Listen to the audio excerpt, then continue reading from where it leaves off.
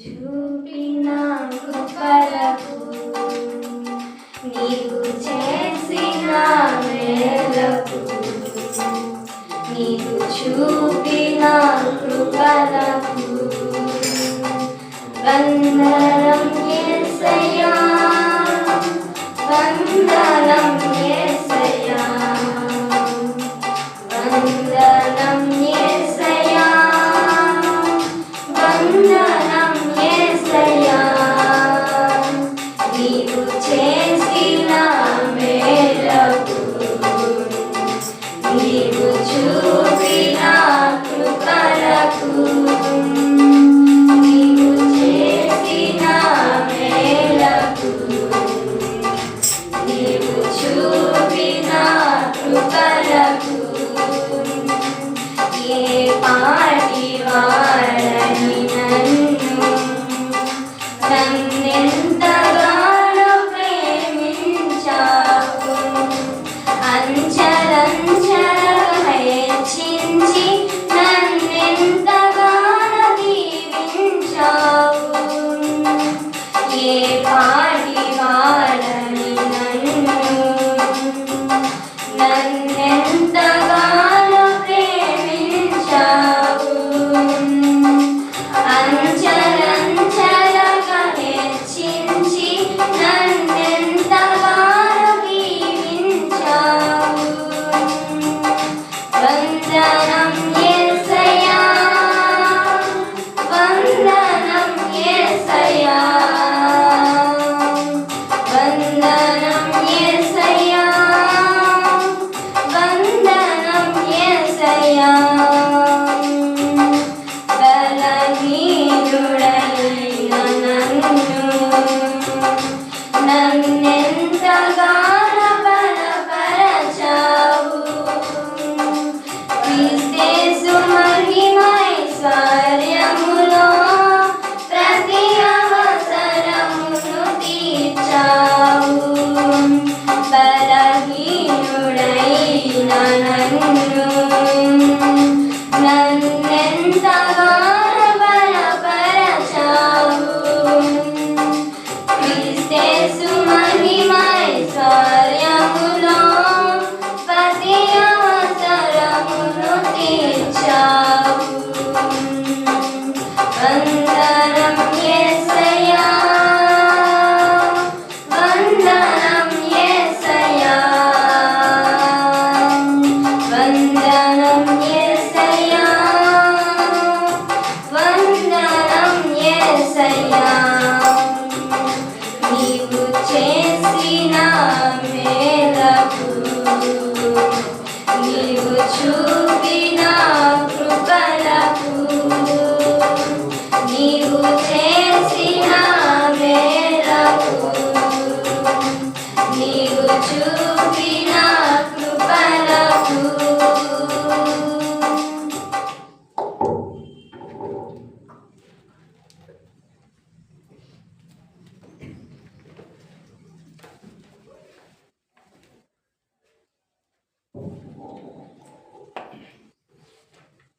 మనాలగతుల నుంచి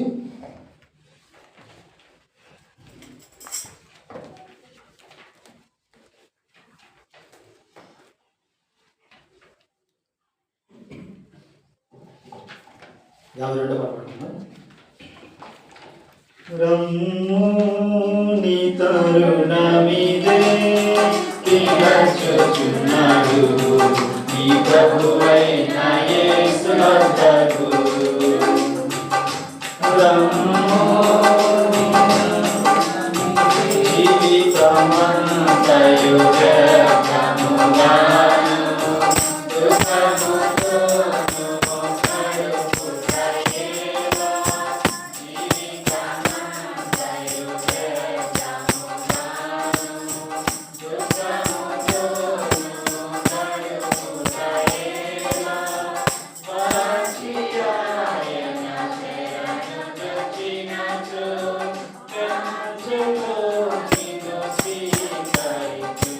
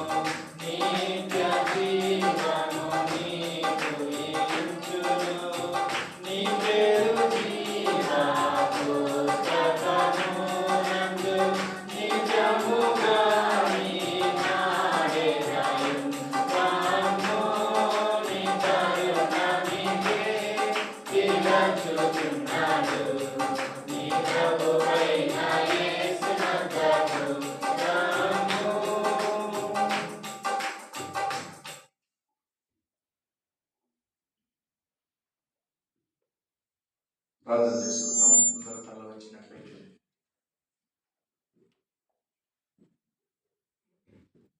పరిశుద్ధమైన మా కన్న తండ్రి, నమ్మకమైన దేవ, మీ పరిశుద్ధ పాదములకు స్తుతులు స్తోత్రాలు చెల్లిస్తూ ఉన్నాను. మీరే సహాయం దయచేయండి. మీ సన్నిధాన్ని గ్రహించము ప్రభు. ఇంతవరకు పాటలో ప్రార్థనలో మాతో ఉన్నారు. కొద్ది మాటలు మీరు మాకు అనుగ్రహించండి. తిరిగి నన్ను బలపరచండి. మీ కృప మాతో ఉంచండి. యేసునామములో ఈ ప్రార్థనకి వేడుకొంచున్నాము తండ్రి. ఆమేన్. మత్తయి రాసిన సువార్త 14వ అధ్యాయము 27వ వచనం.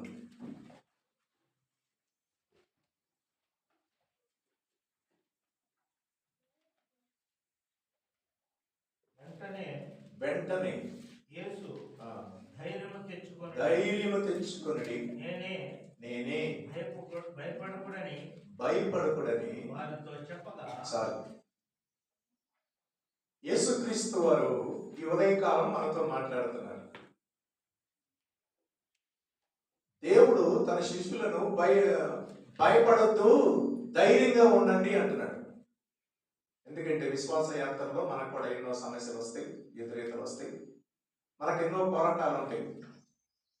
వాటిని ఎదిరించడానికి, వాటి విషయంలో మనం పోరాడటానికి మనకు కావాల్సింది ఏంటి?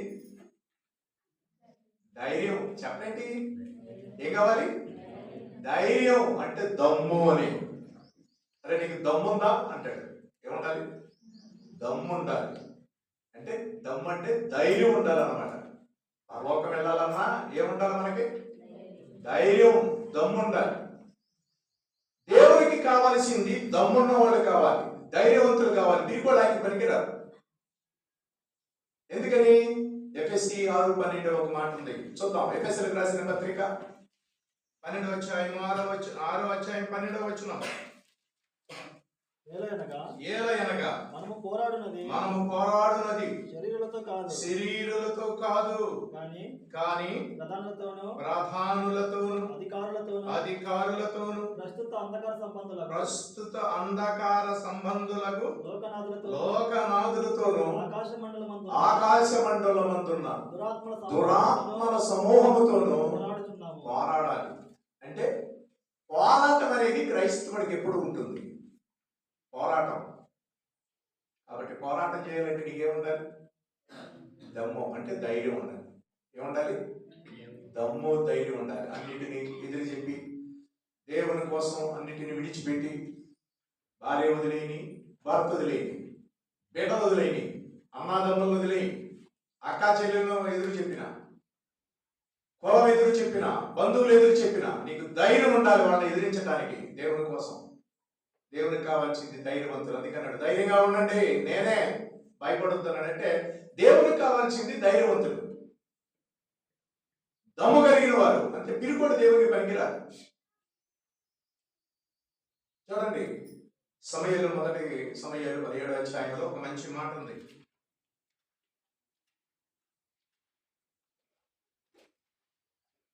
34వ వచనం నుండి కొన్ని వచనాలు చదువుకుందాం. 1వ సమయాలు 17వ అధ్యాయం 34 నుండి.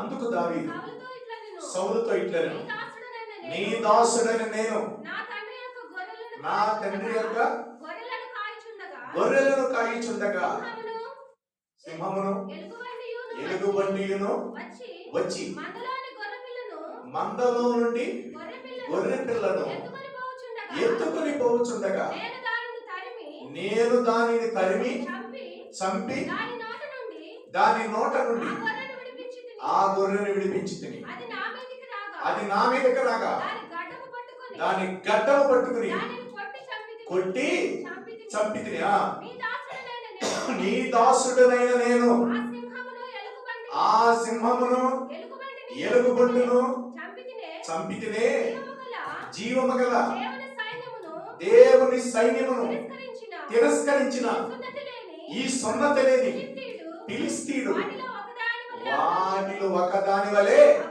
అగుననియు, సింహం యొక్క బలము నుండి ఎలుగుబంటి యొక్క బలము నుండి నన్ను రక్షించిన యెహోవా ఈ ఫిలిష్తీయుల చేతుల నుండి కూడా నన్ను విడిపించునని చెప్పాను. చాలు. ఎలాంటి ధైర్యం అండి దావీదుకి, ఎలాంటి ధైర్యం అండి దావీదుకి. అందుకేనండి దేవుడు దావీదుని ఏర్పాటు చేసుకున్నాడు. ఒక సింహాన్ని చంపడానికి, ఎలుగుబంటిని చంపడానికి అంత ధైర్యం అవసరం. అడవికి రాజు సింహాన్ని ఎదిరించే మాగడ ఎవరు ఉన్నాడు? సింహాన్ని ఎదిరించి చంపే అంత ధైర్యవంతులు కావాలి కదా. కానీ దావీదు తన మందలో ఉన్న గొర్రె పిల్లలు ఎత్తుకుపోతుంటేనే రోషం వచ్చేసింది. నేను మేపుకుని నా పిల్లలను, నా గొర్రెలను ఎత్తుకుపోతాయా ఇవని. అది సింహం అని చూడలేదు, అది క్రూర జంతువుని కూడా పట్టించుకోలా. దేవుని బలాన్ని బట్టి, దేవుడిచ్చిన ధైర్యాన్ని బట్టి ఆ సింహాన్ని చంపాడు, చీల్చేశాడు, ఎలుగుబంటిని కొట్టి చంపేశాడు. ఎంత ధైర్యం అండి. అందుకే దేవుడు సింహాన్ని తన మందలో నుండి గొర్రె పిల్లల్ని ఎత్తుకుపోతుంటే సింహాన్నే చంపేశాడు, ఎలుగుబంటిని చంపేశాడు. ఇలాంటి వాడు నా ప్రజలను కాపాడటానికి పనికొస్తాడు, నా ప్రజలను రక్షించడానికి ఇతడు యోగుడు అనుకుని. అందుకే గొలియాతును చూసి అందరూ భయపడుతున్నారు, వాళ్ళ అన్నలు కూడా భయపడుతున్నారు, సౌలు రాజు కూడా భయపడ్డాడు. కానీ దావీదు మాత్రం భయపడతాడు. అందుకే అన్నాడు,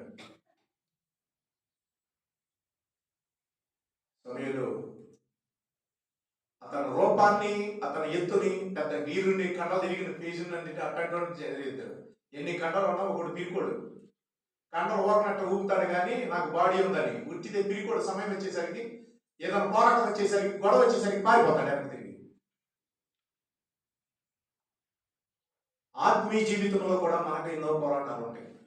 ప్రార్థన జీవితంలో, క్రైస్తవ జీవితంలో ఎన్నో పోరాటాలు ఉంటాయి. అన్నిటినీ దేవుని వాక్యముతో, ప్రార్థనతో మనం జయించగలగాలి. వస్తే కుటుంబ సమస్యలు రాక తప్ప, బంధువుల మధ్య సమస్యలు రాక తప్ప, కులం మధ్యలో సమస్యలు రాక తప్ప,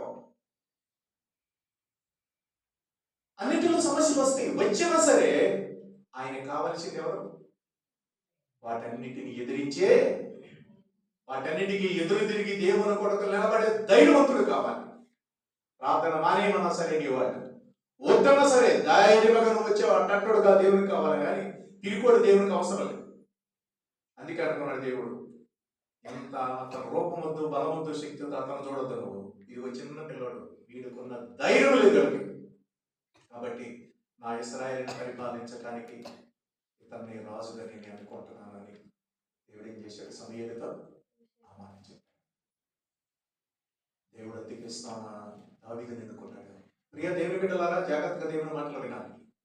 పిరికోడు దేవునికి పనికిరాడు.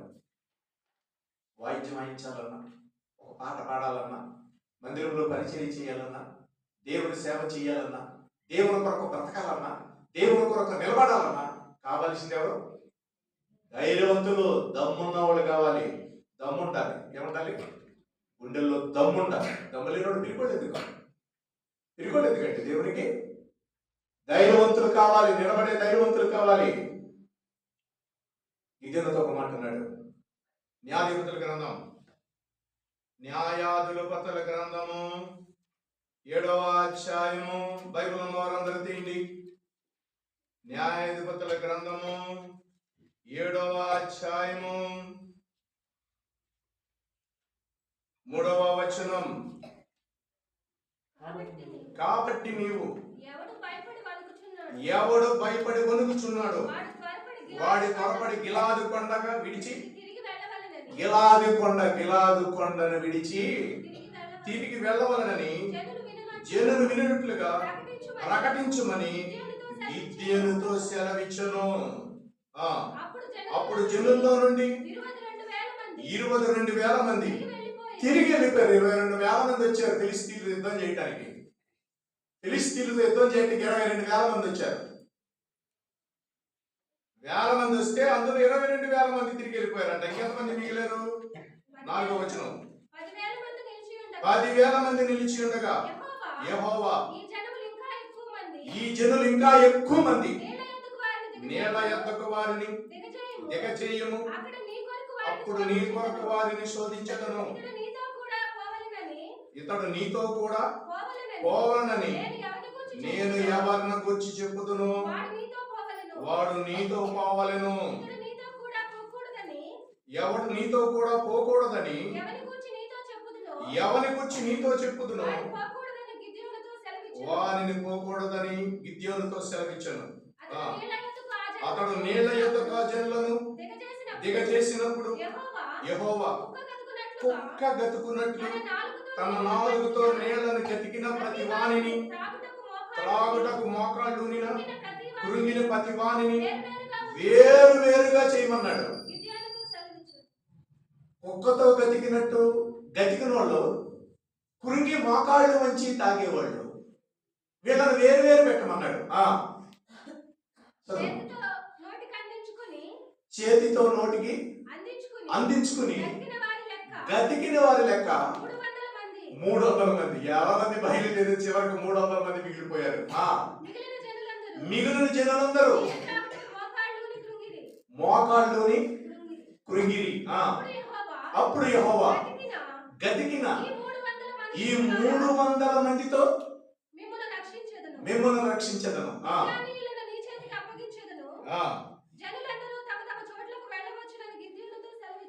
అది చూసారా? 1,000 మంది వచ్చారు, మిగిలింది ఎంతమంది? 300 మంది. ఇక్కడ 2 పరీక్షలు. ఒకటి, మోకాళ్ళుని కుంగిపోయి తాగిన వాళ్ళు ఉంటారు. అలాగే నిలబడి చేతితో తీసుకుని కుక్క గతికినట్టు చేతులతో తీసుకుని గతికిన వాళ్ళు ఉన్నారు. కృంగిపోయిన వాళ్ళని ఇంటికి పంపించేశాడు. అలాగే నిలబడి చేతులతో తీసుకుని కుక్క గతికినట్టు గబగబా గతికి వెళ్ళిపోవాలి, నేను సేవకి వెళ్ళిపోవాలి, నేను యుద్ధం చేయటాకనే ధైర్యవంతులు మాత్రం 300 మంది నిలబడ్డారు. ఇరుకోళ్ళందరూ ఇంటికి వెళ్ళిపోమన్నారు. ఇక్కడ మీకు అర్థమవుతుందా? నైస్గా ఫ్రెష్గా దేవునికి పనికిరారు ప్రజలు, అస్సలు పనికిరారు. టైం అయిపోతుందంటే గర్భం మొహం కడుకునైనా పరిగెత్తుకోవాలి, స్నానమే చెయ్యాలి, శుభ్రంగా బయలుదేరి టైం అయిపోతుంది. అక్కడ టైంను చూడాలి, అక్కడ దేవుని సన్నిధి చూడాలి. ముందు దేవుని పని అవసరం, దేవుని మందిరం అవసరం, దేవుని ఆరాధించడం అవసరం. నువ్వు స్నానం చేసావా లేదా, మంచి బొట్లు వేసుకున్నావా లేదా, ఉతికిన బొట్లు వేసావా, అవి చూడు ప్రభు. నీలో ఉన్న ఆరాటను చూస్తాడు, నీలో ఉన్న ఆశను చూస్తాడు, నీలో ఉన్న విశ్వాసాన్ని చూస్తాడు, దేవుని కొరకు ఆసక్తిని చూస్తాడు. ప్రియ దేవుని బిడ్డలారా, జాగ్రత్తగా దేవుని మాటలు వినాలి, దేవుని వాక్యం అర్థం చేసుకోవాలి. దేవునికి కావాల్సింది ఎవరు? ధైర్యవంతుడు. ఎవడేమన్నా సరే నేను ప్రార్థనకు వెళ్ళాలి, నేను ఆగను, టయానికి నేను వెళ్ళిపోవాలి, 9:30కి నేను వెళ్ళిపోవాలి, ఖచ్చితంగా నేను వెళ్ళిపోవాలి. ముందే పెందల కాడ పిల్లలు లేపాలి, పెందల కాడ నేను లేగాలి, పెందల కాడ నేను అన్ని పనులు చేసుకోవాలి, టకటకటక నేను బయలుదేరి వెళ్ళిపోవాలి. టైం అంటే టైం. ఒక పట్టుదల ఉండాలి, ఒక విశ్వాసం ఉండాలి, ఆత్మీయ పోరాటం. ఏ పోరాటం? ఆత్మీయ జీవితంలో పోరాటం అనేది ఉండాలి. ఇది కూడా దేవునికి అవసరం. ఎందుకంటే ఇది కూడా దేవునికి అవసరం లేదండి. ప్రియ దేవుని బిడ్డలారా, మీరు చాలా జాగ్రత్తగా దేవుని మాటలు వినండి. సింహం బలం నుండి, ఎలుగుబంటి బలం నుంచి నన్ను రక్షించిన దేవుడే ఫిలిస్తీన్ చేతుల నుండి తప్పడతారు. వాడెంతసేపు యుద్ధం నేను చేస్తానన్నాడు. నువ్వు పసిపోరుడు అయ్యా, చిన్న పిల్లడు అన్నాడు సౌలు ఏమన్నాడు? నువ్వు చిన్న పిల్లడివి. వాడు విద్యాభ్యాసం నేర్చుకున్నాడు, బాగా యుద్ధం బాగా నేర్చుకున్నాడు, పెద్దవాడు, 6 అడుగులు మహానుభావుడు. 6 మూరలు అంటే చూడండి మరి ఎంత వెళ్తుంటాడో. మూరతో 6 మూరలు, ఈ మూర కాదు, ఆడ మూర వేరు. నువ్వు ఉండాలి 4 అడుగులు మనిషివి, 4 అడుగులు ఎక్కడ, 6 మూర జారుడు ఎక్కడ అంటుండగా జయిస్తాను అన్నాడు. అంతే. ధైర్యం ఏంటి అది? మనిషిని రూపాన్ని చూడలేదు దేవుడు, హృదయంలో ధైర్యాన్ని చూస్తాడు. ఎప్పుడైనా గుర్తుపెట్టుకోండి, ప్రార్థనకు వచ్చేవాడు, నేను పరలోకం వెళ్ళాలి, ఏమైనా సరే నీ సమస్య వచ్చినా నీ దేవుని వదిలిపెట్టను. ఇవన్నీ వినపడతా ఉంటాయి, మాట్లాడి అసలు నేను పట్టించుకోను. వాళ్ళ మాటలు ఏ మాట నాకు అవసరం లేదు, ఎందుకంటే వాళ్ళందరూ నన్ను చెడగొట్టే మాటలు చెప్తారు, వాళ్ళ స్వార్థంతో మాటలు చెప్తారు, నాకు అవసరం లేదు అవన్నీ అనుకుని ఒక ధైర్యంగా దేవుని కొరకు నిలబడేవాడే దేవుడికి కావాలి. పోరాటం అనేది ఆత్మీయ జీవితంలో ఉంటుంది. పిరికోడు దేవునికి పనికిరాదు, పిరికోడు అవసరం లేదు. అందుకని ధైర్యం తెచ్చుకోండి, నేనే ధైర్యం తెచ్చుకోండి నేను అన్నాడు. ధైర్యవంతులు కావాలండి. పిరికోడు ఎందుకండి దేవునికి? పిరికోడు దేవునికి పనికిరారు, పిరికోడు దేవుని సేవకు పనికిరారు. ప్రియ దేవుని బిడ్డలారా, మీరు జాగ్రత్తగా సత్యాన్ని తెలుసుకోండి. పిరికోడు పరలోకానికి వెళ్ళరు. ఏమన్నారు? దేవుని వాక్యం చూద్దాం. సంఖ్యాకాండం 32వ అధ్యాయం, త్వరగా సంఖ్యాకాండం 32వ అధ్యాయము 11వ వచనం. 20 ఏళ్ళు మొదలుకొని అభిప్రాయము కలిగి ఐగుప్తు దేశం నుండి వచ్చిన మనుషులలో పూర్ణ మనసుతో యెహోవాను అనుసరించిన కెనజీయుడగు యెఫున్నె కుమారుడగు కాలేబును నూను కుమారుడైన యెహోషువయు తప్ప మరి ఎవడును పూర్ణ మనసుతో నన్ను అనుసరింపలేదు కనుక నేను అబ్రహాము ఇస్సాకు యాకోబులకు ప్రమాణపూర్వకంగా ఇచ్చిన దేశమును వారు తప్ప మరి ఎవరు చూడరు. 20 సంవత్సరాలు దాటిన వాళ్ళు ఎవరు? 20 సంవత్సరాలు దాటి 40 ఏళ్ళు ఉన్నాయి. 20 సంవత్సరాలు దాటిన ఎవరు చూడన్నాడు? 20 సంవత్సరాల లోపల చూస్తారు, అది పసిపిల్లల వాళ్ళకి తెలియదు కాబట్టి. ఎందుకన్నా మాట వచ్చింది? 15వ అధ్యాయం 13వ అధ్యాయం సంఖ్యాకాండం 13వ అధ్యాయం 30వ వచనం. కాలేబు మోషే ఎదుట జనులను నిమ్మలపరిచి మనము నిశ్చయముగా వెళ్ళుదుము, వారిని స్వాధీనపరచుకున్నట్లు వారిని జయించుటకు మన శక్తి చాలు అన్నాడు. అంతే. వాళ్ళు ఏమంటున్నారు? అయితే జనులతో అతనితో కూడా పోయిన ఆ మనుషులు ఆ జనులు మనకంటే బలవంతులు. మనము వారి మీదకి పోజాలమనేది. చూసారు, మన మీదకు పోలే, మనం మనకంటే బలవంతులు. అమాలేకులు, అక్కడ ఉన్న పెరిజీలు, ఫిలిస్తీన్లు అంతా బలవంతులు. మనం వెళ్ళాలంటున్నారు జనులు. మనుషుల్ని పీపులుగా చేస్తున్నారు. కానీ ఇద్దరు నిలబడ్డారు ధైర్యంగా. మనం జయిస్తాం, మన శక్తి చాలు, మన దేవుడు ఉన్నాడు, మనకేం కాదు అన్నారు. ఇద్దరు నిలబడ్డారు. 100 మంది వెళితే నిలబడింది ఎవరు? జనులను పిలుపులను చేసేస్తున్నారు మిగతా వాళ్ళందరూ. అప్పుడు ప్రభు మెచ్చుకున్నాడు. అబ్బాయి, కానాను దేశానికి వీళ్ళని పంపించడానికి వీళ్ళిద్దరు చాలు. వీళ్ళిద్దరికి మాత్రం నేను కానాను దేశం ఇస్తా. పాలు తేనెలు ప్రవహించే అబ్రహాము, ఇస్సాకు, యాకోబులతో నేను ప్రమాణం చేశానే, ఆ దేశాన్ని వెళ్ళిస్తా. 20 సంవత్సరాలు దాటినా, ఎందుకంటే అంత ధైర్యవంతులు వీళ్ళు. ప్రియులరా, ధైర్యంగా నిలబడే వాళ్ళే దేవునికి చెప్పండి కావాలి. నేను మారు మనసు పొందుతా, నేను మారు మనసు పొందుతా. ఇక నేను పాపాన్ని చేయను, ఇక నేను పాపాన్ని విడిచిపెట్టి ఇక నేను బాప్తిసం తీసుకుంటా. ఏమైనా సరే నేను దేవుని కొరకు నేను బతుకుతా. ఇక అవకతవకలు ఉన్నట్టు నేను సరి చేసుకుని నేను బాప్తిసం కొరకు సిద్ధపడాలి, రక్షణ వాగ్దానం సిద్ధపడాలి అనే ఒక ధైర్యం ఉండాలి. పిరిగోడు ఏమో నేను బాప్తిసం తీసుకుంటే తప్పు అంటానేమో, మారు మనసు పొందితే మళ్ళీ ఎక్కడ తప్పు చేస్తానేమో, చేయకూడదేమో అనుకునే వాళ్ళు దేవునికి పనికిరారు. పిరిగోడు దేవునికి పనికిరారు. ఏమైనా సరే నేను ఈ సంవత్సరం రక్షించబడతాను, ఏమైనా సరే ఈ సంవత్సరం నేను బాప్తిసం తీసుకుంటాను, ఏమైనా సరే రేపు మేరేటికి నేను సిద్ధపడతాను అనే ధైర్యం మనలో ఉందా? ఎవరికైనా? మారు మనసు లేని వాళ్ళు ఏమైనా సరే రేపు సిద్ధపడతాను. సమస్యలు వస్తే దేవుడు చూసుకుంటాడు, కష్టాలు వస్తే దేవుడు చూసుకుంటాడు, ఏం వచ్చినా దేవుడు నన్ను బతికిస్తాడు. ఆపద మాడకుండా నేను బతకలేను అనుగ్రహం, ఆపద మాడకపోయినా దేవుడు నన్ను బతికిస్తాడు. ధైర్యం కావాల్సింది, దమ్ము కావాలండి. మనిషికి రక్షించబడాలన్నా, దేవుడి కొరకు బ్రతకాలన్నా కావాల్సింది ఏంటంటే దమ్ము, ధైర్యం కావాలి. అందుకన్నాడు ధైర్యం తెచ్చుకోండి అన్నాడు. ధైర్యం తెచ్చుకోవాలి. పిరిగోడు దేవునికి పనికిరారు. గిద్యోనుతో చెప్పాడు, పిరిగోడు అందరూ ఇంటికి పంపించాడు, పంపించేశాడు. అంతే. అక్కడ ఉన్న వాళ్ళందరూ ఉడుకుతున్న ఇది పనికిరారు, అందుకే సౌలు తప్పించేశాడు కొన్ని రోజులకి. వాళ్ళందరూ కూడా పనికిరాకుండా పోయారు. దావీదు చిన్న పిల్లవాడైన ధైర్యం ఉంది అతనిలో. అందుకే ఇశ్రాయేలు ప్రజలను ఏలటానికి మహారాజులు ఎన్నుకున్నాడు. ఎంతమంది కానాను దేశం శత్రువులు జయించడానికి మన వల్ల కాదు అన్నారు, కానీ కాలేబు యెహోషువ నిలబడ్డారు ధైర్యంగా. అలాంటి వాళ్ళని దేవుడు ఎన్నుకున్నాడు. మీరు జాగ్రత్తగా సత్యాన్ని తెలుసుకోవాలి, దేవుని వాక్యాన్ని అర్థం చేసుకోవాలి. ప్రియ దేవుని బిడ్డలారా, దేవునికి కావాల్సింది ఎవరు చెప్పండి? ఎవరు? ధైర్యవంతులు. పిరిగోడు దేవునికి పనికిరానండి, పిరిగోడు దేవునికి పనికిరానండి. మా దేవుడు ఈ అగ్నిగుండము నుండి రక్షించుటకు సమర్థుడు. చెప్పండి, మా దేవుడు అగ్నిగుండం నుంచి తప్పించుటకు, అందరూ చెప్పండి, తప్పించుటకు సమర్థుడు. ఆయనను రక్షించకపోయిన నీ బొమ్మకు మాత్రం, నీవు నిలబెట్టిన ప్రతిభకు మాత్రం మేము మొక్కం.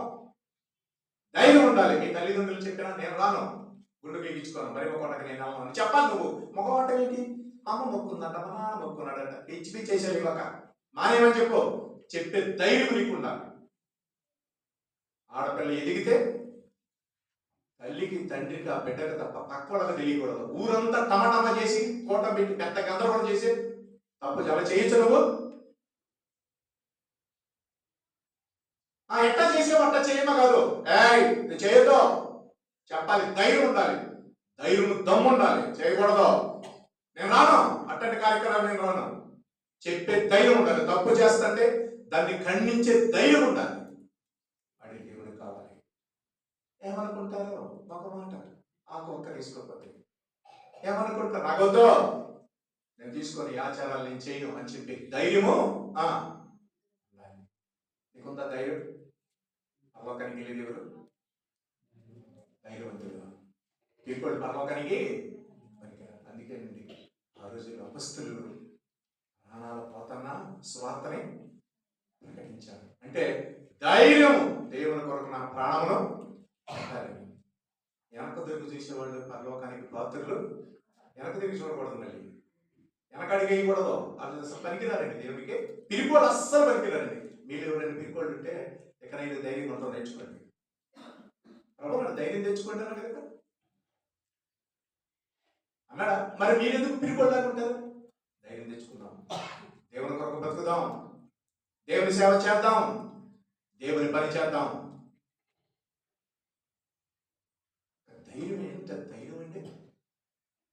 పేద విధవరాలకి ఎంత ధైర్యం అంటే ఏంటంటే ధైర్యం? ఆ పూట కూడా లేవు, రేపటి కూడా ఏమీ లేదు. తనకున్న 2 కాసులు దేవునికి ఇచ్చేసింది. ఎప్పుడు ఇచ్చింది? లేమిలో, కరువులో. ఏం లేదు కాబట్టి రేపటికనే నేను ఉంచుకోలేదు అంతే. తనకున్నది ఎంతో దేవునికి ఇచ్చింది. ఎట్టెందుకని? దేవుడు నన్ను బ్రతికిస్తాడు, నేను దేవునికి ఇస్తే దేవుడు నన్ను ధైర్యం. ఏంటంటే అంత ధైర్యం? సారేపత్తులో ఉన్న 5 వరకు ధైర్యం ఏంటి? దైవజనుడు చెప్పినట్టు నేను వింటే దేవుడు నన్ను ఏం చేస్తాడు?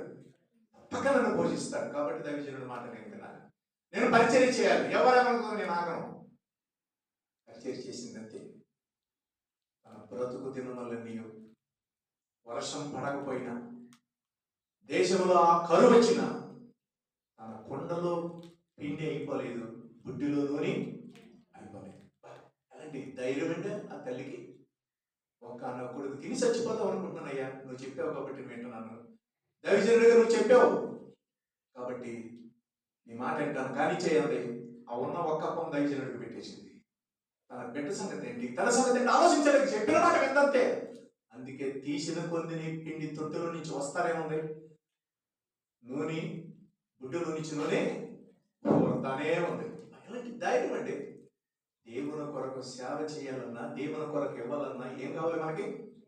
ధైర్యం. దేవునికి కావాల్సింది ధైర్యవంతులు. మీరు కూడా అవసరం. నువ్వు పిరికి వ్యక్తి అయితే దేవునికి పనికిరావు. నీకు కానాన్ దేశం ఎవడో ఎవరికంటే ఎవరికి కావాలి? అందుకే మిలిటరీ కూడా ఎవరిని తీసుకెళ్తారు? ధైర్యవంతులు మిలిటరీ తీసుకెళ్తారు. అమ్మో బాబులతో బాగలేదు కాదు, అన్ని నువ్వు ప్రమాణం చేసావు, వెళ్ళిపోవాలని కూడా వెళ్ళిపోవాలి. అందుకే పౌలు గారు తిమోతితో ఒక మాట అన్నాడు. 2వ అధ్యాయం 1 తిమోతి 1వ వచనం. 1వ తిమోతి 2వ అధ్యాయం 1వ వచనం. పౌలు గారు తిమోతితో మాట అన్నాడు. చూడండి, తిమోతితో పౌలు గారు ఏమన్నాడు? 2వ తిమోతి 2వ అధ్యాయం 1వ వచనం. నా కుమారుడా, క్రీస్తు యేసునందున్న కృప చేత బలవంతుడవు కమ్ము. చాలు. ఏమన్నాడు పౌలు తిమోతితో? క్రీస్తు యేసునందున్న కృప చేత నీకేం కావాలి? బలం, ధైర్యం. బలం తెచ్చుకో, తిరుగుడుగా ఉండొద్దు. నీవు అనేకుల సాక్షులు ఎదుట నా వలన విన్న సంగతులను ఇతరులకు బోధించుటకు సామర్థ్యము గల నమ్మకమైన మనుషులకు అప్పగించాలి. సామర్థ్యం ఉండాలి, వాడికి ధైర్యం ఉండాలి. అలాంటి వాడు కాబట్టి చెప్పు సేవ. వృత్తోత్తరాలకు ఎందుకంటే సేవ. డబ్బుతో ఆశపడేవాడు, వస్తువుల కొరకు ఆశపడేవాడు దేవుని పని సేవకు పనికిరాడు. గ్యాస్ ఎందుకు పనికిరాలా, కుషిగాతే చేసుకున్నాడు. దైవజనుడికి తెలియకుండా దాచిపెట్టుకున్నాడు ఇంట్లోకి తీసుకెళ్ళి. తర్వాత దాని పరిణామాలను ఇచ్చాడు. అస్సలు అది అవసరం లేదు దేవునికి. సామర్థ్యం గల మనుషులకు అప్పగించు.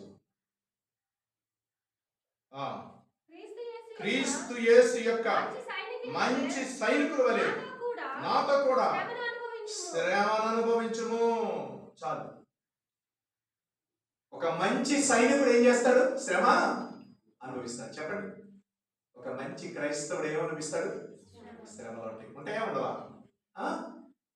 అందుకే అన్నాడు లాస్ట్ మాట చెప్పి ముగిస్తే రాసిన సువార్త 16వ అధ్యాయం 11వ వచనం.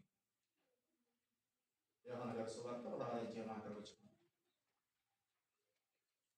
యోహాను సువార్త 16వ అధ్యాయం 11వ వచనం. త్వరగా 30వ వచనం. నా యందు మీకు సమాధానము కలుగునట్లు ఈ మాటలు మీతో చెప్పుచున్నాను. లోకములో మీకు శ్రమ కలుగును, ఆయనను చెప్పండి ఏం తెచ్చుకోవాలి? ధైర్యం తెచ్చుకోండి. నేను లోకమును ఎంత మంచి మాట. అసలు ప్రతి మాటలో, దేవుడు చెప్పిన ప్రతి మాటలో క్రైస్తవుడు ఎలా ఉండాలంట? చెప్పండి, ఎలా ఉండాలి? ధైర్యంగా ఉండాలి. తెలుసా? ధైర్యం ఉండాలంటే లోకంలో శ్రమలు వస్తాయి. లోకంలో శ్రమలు వస్తాయండి. అయినా సరే నువ్వు ఎలా ఉండాలంటే ధైర్యంగా ఉండాలి. పిరిగోడు దేవుడు పనికిరారు అన్నాడు. పిరిగోడు పనికిరారు, అస్సలు పనికిరారు. తుఫాన్ వస్తుంది, గాలి వస్తుంది, సముద్రం అలలు ఎగిరి పడుతున్నాయి. ప్రభువు సముద్రం మీద నడిచేస్తున్నాడు.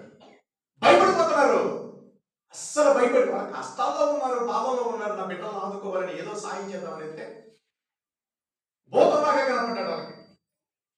చూసారా, భూతంలాగా కనపడ్డాడండి ఆయన వాళ్ళకి. ప్రియ దేవుని బిడ్డలారా, మీరు జాగ్రత్తగా దేవుని వాక్యం అండి. ధైర్యం తెచ్చుకోండి అన్నాడు. ధైర్యం అనేది ఒక క్రైస్తవుడికి నాకు అవసరం. ఎందుకని లాస్ట్కి చెప్పమాట లోక రాసిన సువార్త, లోక రాసిన సువార్త. బైబిల్ ఉన్న వాళ్ళందరూ తీయండి. లోక రాసిన సువార్త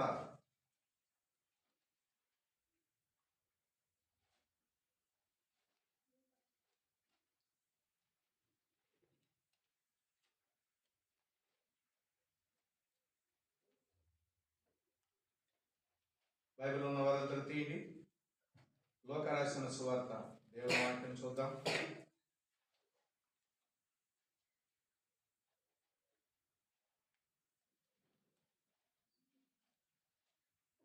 దేవునికి కావాల్సింది పిరికోడు, దేవునికి పనికిరాదు. దేవునికి కావాల్సింది ధైర్యవంతులు. 21వ అధ్యాయం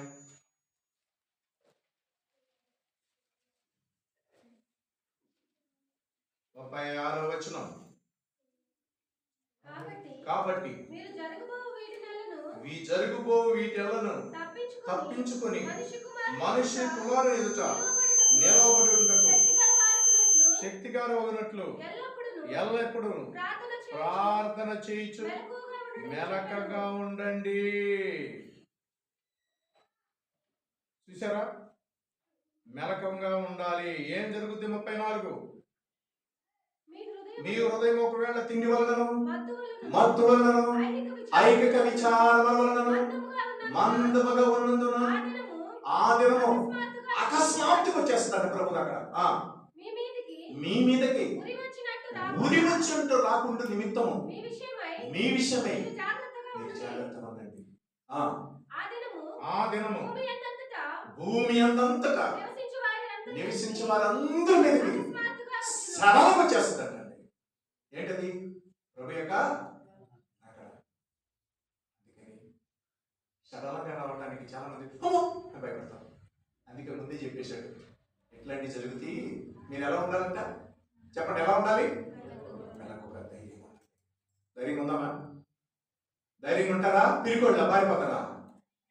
అలా మాట్లాడి పారిపోయేవాడు, ఏదైనా లోక మాట్లాడి పారిపోయేవాడు, లోకాన్ని ప్రేమించేవాడు ఎక్కువ. అలాంటి వాడు దేవునికి పనికిరాడు. రేపు మాకు భయంకరమైన ఆపద లోకానికి రాబోతుంది. దేవుని కొరకు బతికేవాడు ధైర్యవంతుడు.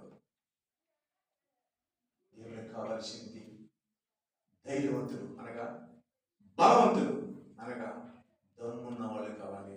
దమ్ముండాలి. చిన్నపిల్లవైనా సరే నీకేముండాలి? చిన్నపిల్లడైనా నీకేముండాలి? ధైర్యం. ఏ ధైర్యం? దేవుని కొరకు బ్రతకాలి అనే ధైర్యం. దేవుని కొరకు నిలబడతాననే ధైర్యం. నా దేవుడు తప్పకుండా నన్ను పరలోకం తీసుకెళ్తాడనే ధైర్యం, విశ్వాసం. రేపు అగ్నిగుండం నుంచి నా దేవుడు నన్ను తప్పించగల సమర్థుడు అనే ధైర్యం ఉండాలి. అట్లాంటి ధైర్యవంతులే దేవునికి కావాలి. ఇప్పుడు దేవునికి ప్రార్థన చేసుకుందాం. అందరూ తల వచ్చినట్లయితే. మహాపరిశుద్ధుడైన మా ప్రేమ కలిగిన దేవ, మీ పరిశుద్ధ పాదములకు వందనాలు, స్తోత్రాలు చెల్లిస్తూ ఉన్నాను. మా కన్న తండ్రి, మీరు కోరుకున్నట్లుగా మేము ఉండగలిగితే మాకెంత కావాలి? మాకెంత అదృష్టం. కాలేబు యెహోషువ వలె, గిద్యోను దగ్గర ఉన్న 300 మంది వలె తరతరగా నేను వెళ్ళిపోవాలి, ఒక్కొక్క గతికేసి తాగేసి వెళ్ళిపోవాలి. అంతేకాని మోకాళ్ళు నిదానంగా, నీరసంగా, చక్కగా, నీటిగా గుడ్ల పడుతుందేమో, మట్టి అవుద్దేమో అనుకున్నవాడు దేవుని దగ్గర. దుమ్ము ధూళి పోసుకుని ఏడ్చేవాడు దేవునికి కావాలి. ప్రభువా, ధైర్యవంతులు, భయపడొద్దు, ధైర్యంగా ఉండండి అని చెప్పాను.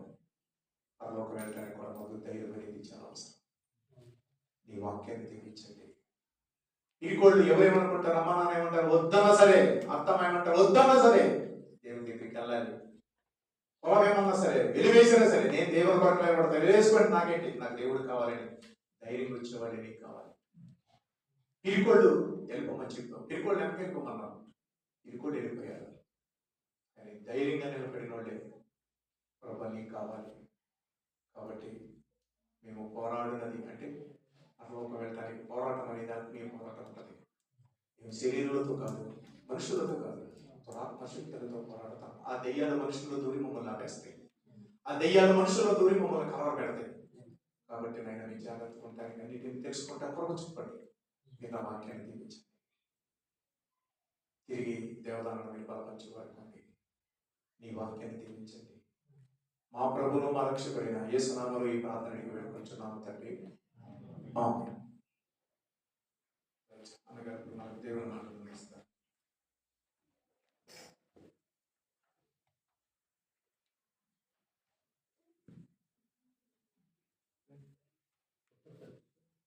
అందరూ లేచి నిలబడదాం. దేవుని వాక్యం తర్వాత తిరిగి చదువుకుందాం. అందరూ లేచి నిలబడండి.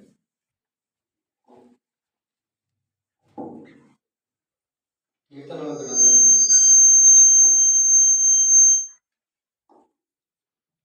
గ్రంథము 69వ అధ్యాయము 28 నుండి ఆఖరి వరకు చదువుతున్నాం. జీవ గ్రంథములో నుండి వారి పేరును తుడుపు పెట్టుము, నీతిమంతుల పట్టీలో వారి పేర్లు రాయకుము. నేను బాధపడిన వాడిని వ్యాకులపడుచున్నాను. దేవా, నీ రక్షణ నన్ను ఉద్ధరించును గాక. కీర్తనలతో నేను దేవుని నామమును స్తుతించెదను, కృతజ్ఞతాస్తుతులతో నేను ఆయనను గణపరచెదను. ఎత్తు కంటేను కొమ్ములను డక్కలను గల కోడల కంటేను అది యెహోవాకు ప్రీతికరము. బాధపడువారు దాన్ని చూచి సంతోషించుదురు. దేవుని వెదుకువార్లారా, మీ ప్రాణము తెప్పరిల్లును గాక. యెహోవా దరిద్రుల మొర ఆలకించువాడు, ఖైదులో నుంచబడిన తన వారిని ఆయన తృణీకరించువాడు కాడు. భూమ్యాకాశములు ఆయనను స్తుతించును గాక. సముద్రములను వాటి యందు సంచరించు సమస్తమును ఆయనను స్తుతించును గాక. దేవుడు సీయోనును రక్షించును, ఆయన యూదా పట్టణములను కట్టించును. వీరు అక్కడ నివసించెదరు, అది వారి వశమగును. ఆయన సేవకుల సంతానము దానిని స్వతంత్రించుకొనును. ఆయన నామమును ప్రేమించువారు అందులో నివసించెదరు.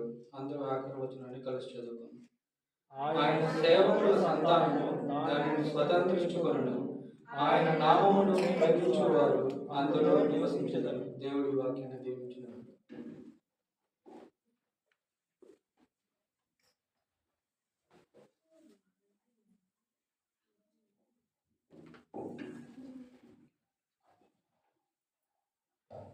దేవునామనికి స్తోత్రం. ఒక పాట పాడతాను.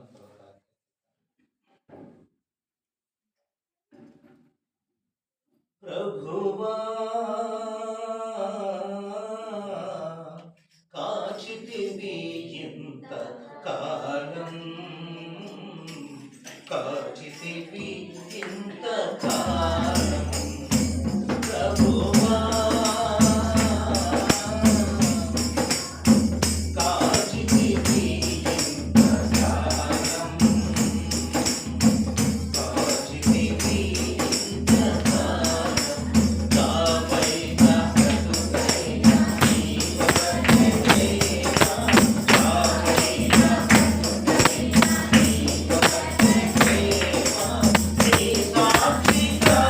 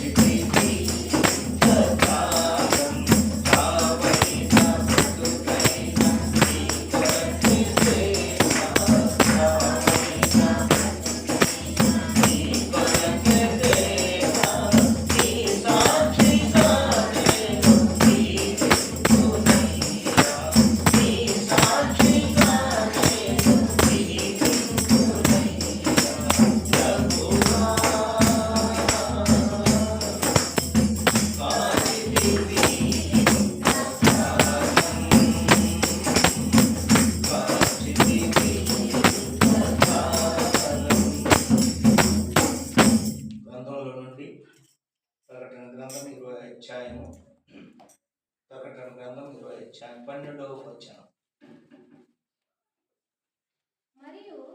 మరియు గొప్పవారేమి కొద్దివారేమి మృతులైన వారందరూ ఆ సింహాసనం ఎదుట నిలబడి ఉండుట చూచి తిని, అప్పుడు గ్రంథములు విప్పబడెను, మరియు జీవ గ్రంథమును వేరొక గ్రంథమును విప్పబడెను. ఆ గ్రంథముల యందు రాయబడి ఉన్న వాటిని బట్టి తమ కీర్లు చొప్పున వృత్తులు తీర్పు పొందిరి. చాలా ప్రార్థన చేసుకున్నాం. జీవం కలిగిన దేవా, జీవాధిపతిని స్తోత్రం. ఇది కాలం ప్రసన్నత మాకు దయచేయండి. మటుకు మీరు మాట్లాడారు, నీ దాసును బలపరిచారు. ఆ ప్రభావం బట్టి స్తోత్రం తండ్రి.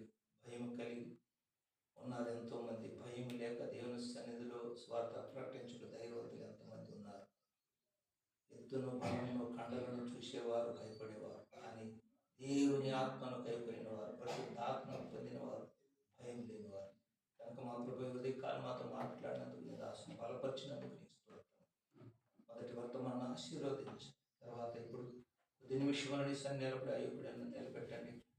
నీ మాటలు నా నోట ఉంచండి. పరిశుద్ధాత్మల దేవుడు మాట్లాడండి. నా సొంత మాటలు వద్దు, సొంత నీతి వద్దు. మా ప్రభా, భయభక్తులు కలిగి విశ్వాసంతో నీ సన్నిధి ప్రకటించినప్పుడు అందరికీ, మాకు అందరికి అర్థమయ్యేటట్టు నీ కృప దయచేయి. ఈ మాటలు మా వెనుకలో ఆశీర్వాదకరంగా మార్చండి. యేసు నామములో వేడుకొంచున్నాను తండ్రి, ఆమేన్. ప్రియులారా, ఇక్కడ గొప్పవారేమి కొద్దివారేమి మృతులైన వారందరూ ఆ సింహాసనం ఎదుట నిలవబడుట చూచి తిని, అప్పుడు గ్రంథము విప్పబడెను, మరియు జీవ గ్రంథము వేరొక గ్రంథం విప్పబడెను. ఆ గ్రంథములు ఎందు రాయబడిన వాటిని బట్టి తమ క్రియల చొప్పున మృతులు తీర్పు నొందిరి. జీవ గ్రంథము ఆయన ఉంచుకున్నటువంటి పుస్తకం. మనము స్కూల్కి పోయేటప్పుడు ప్రజెంట్ చేయడానికి పిల్లలు టీచర్స్ పెట్టుకుని ఉంటారు కార్డు. దాంట్లో అలాంటి పేరు వచ్చాడంటే ఎస్ ఉన్నానంటే వాడు ప్రజెంట్ ఇవ్వబడతాడు, లేకపోతే దాంట్లో పేరు ఇవ్వబడదు. ఒక 10 రోజుల తర్వాత మళ్ళా పోతే వాడి పేరు ఏం చేస్తారు, హెచ్ఎం తీసివేసి అక్కడ వాళ్ళ తల్లిదండ్రులు రమ్మంటారు. శారీరకమైన పాఠశాలలో ఇలా జరుగుతుంది. ఇక లోకానుసారంలో ఇక్కడ 2 విషయాలు ఉన్నది. ఒకటి జీవ గ్రంథము, ఇంకోటి వేరే గ్రంథం. వేరే గ్రంథము శారీరకమైనది, జీవ గ్రంథం యేసుక్రీస్తు పుట్టించినటువంటి రాయబడినటువంటి పరిశుద్ధాత్మ బైబిల్లో ఉన్నటువంటి మాటలు. అయితే ఈ లోకంలో మనం జీవించినంత కాలం మనకు ఒక బ్యాంకులో పోవాలంటే ఏం కావాలండి, బ్యాంకుకి వెళ్ళాలి. ఏం కావాలి, నేను నేరుగా పోయి నా పేరు ఇదంటే డబ్బు తీసుకుంటానే ఇస్తారా?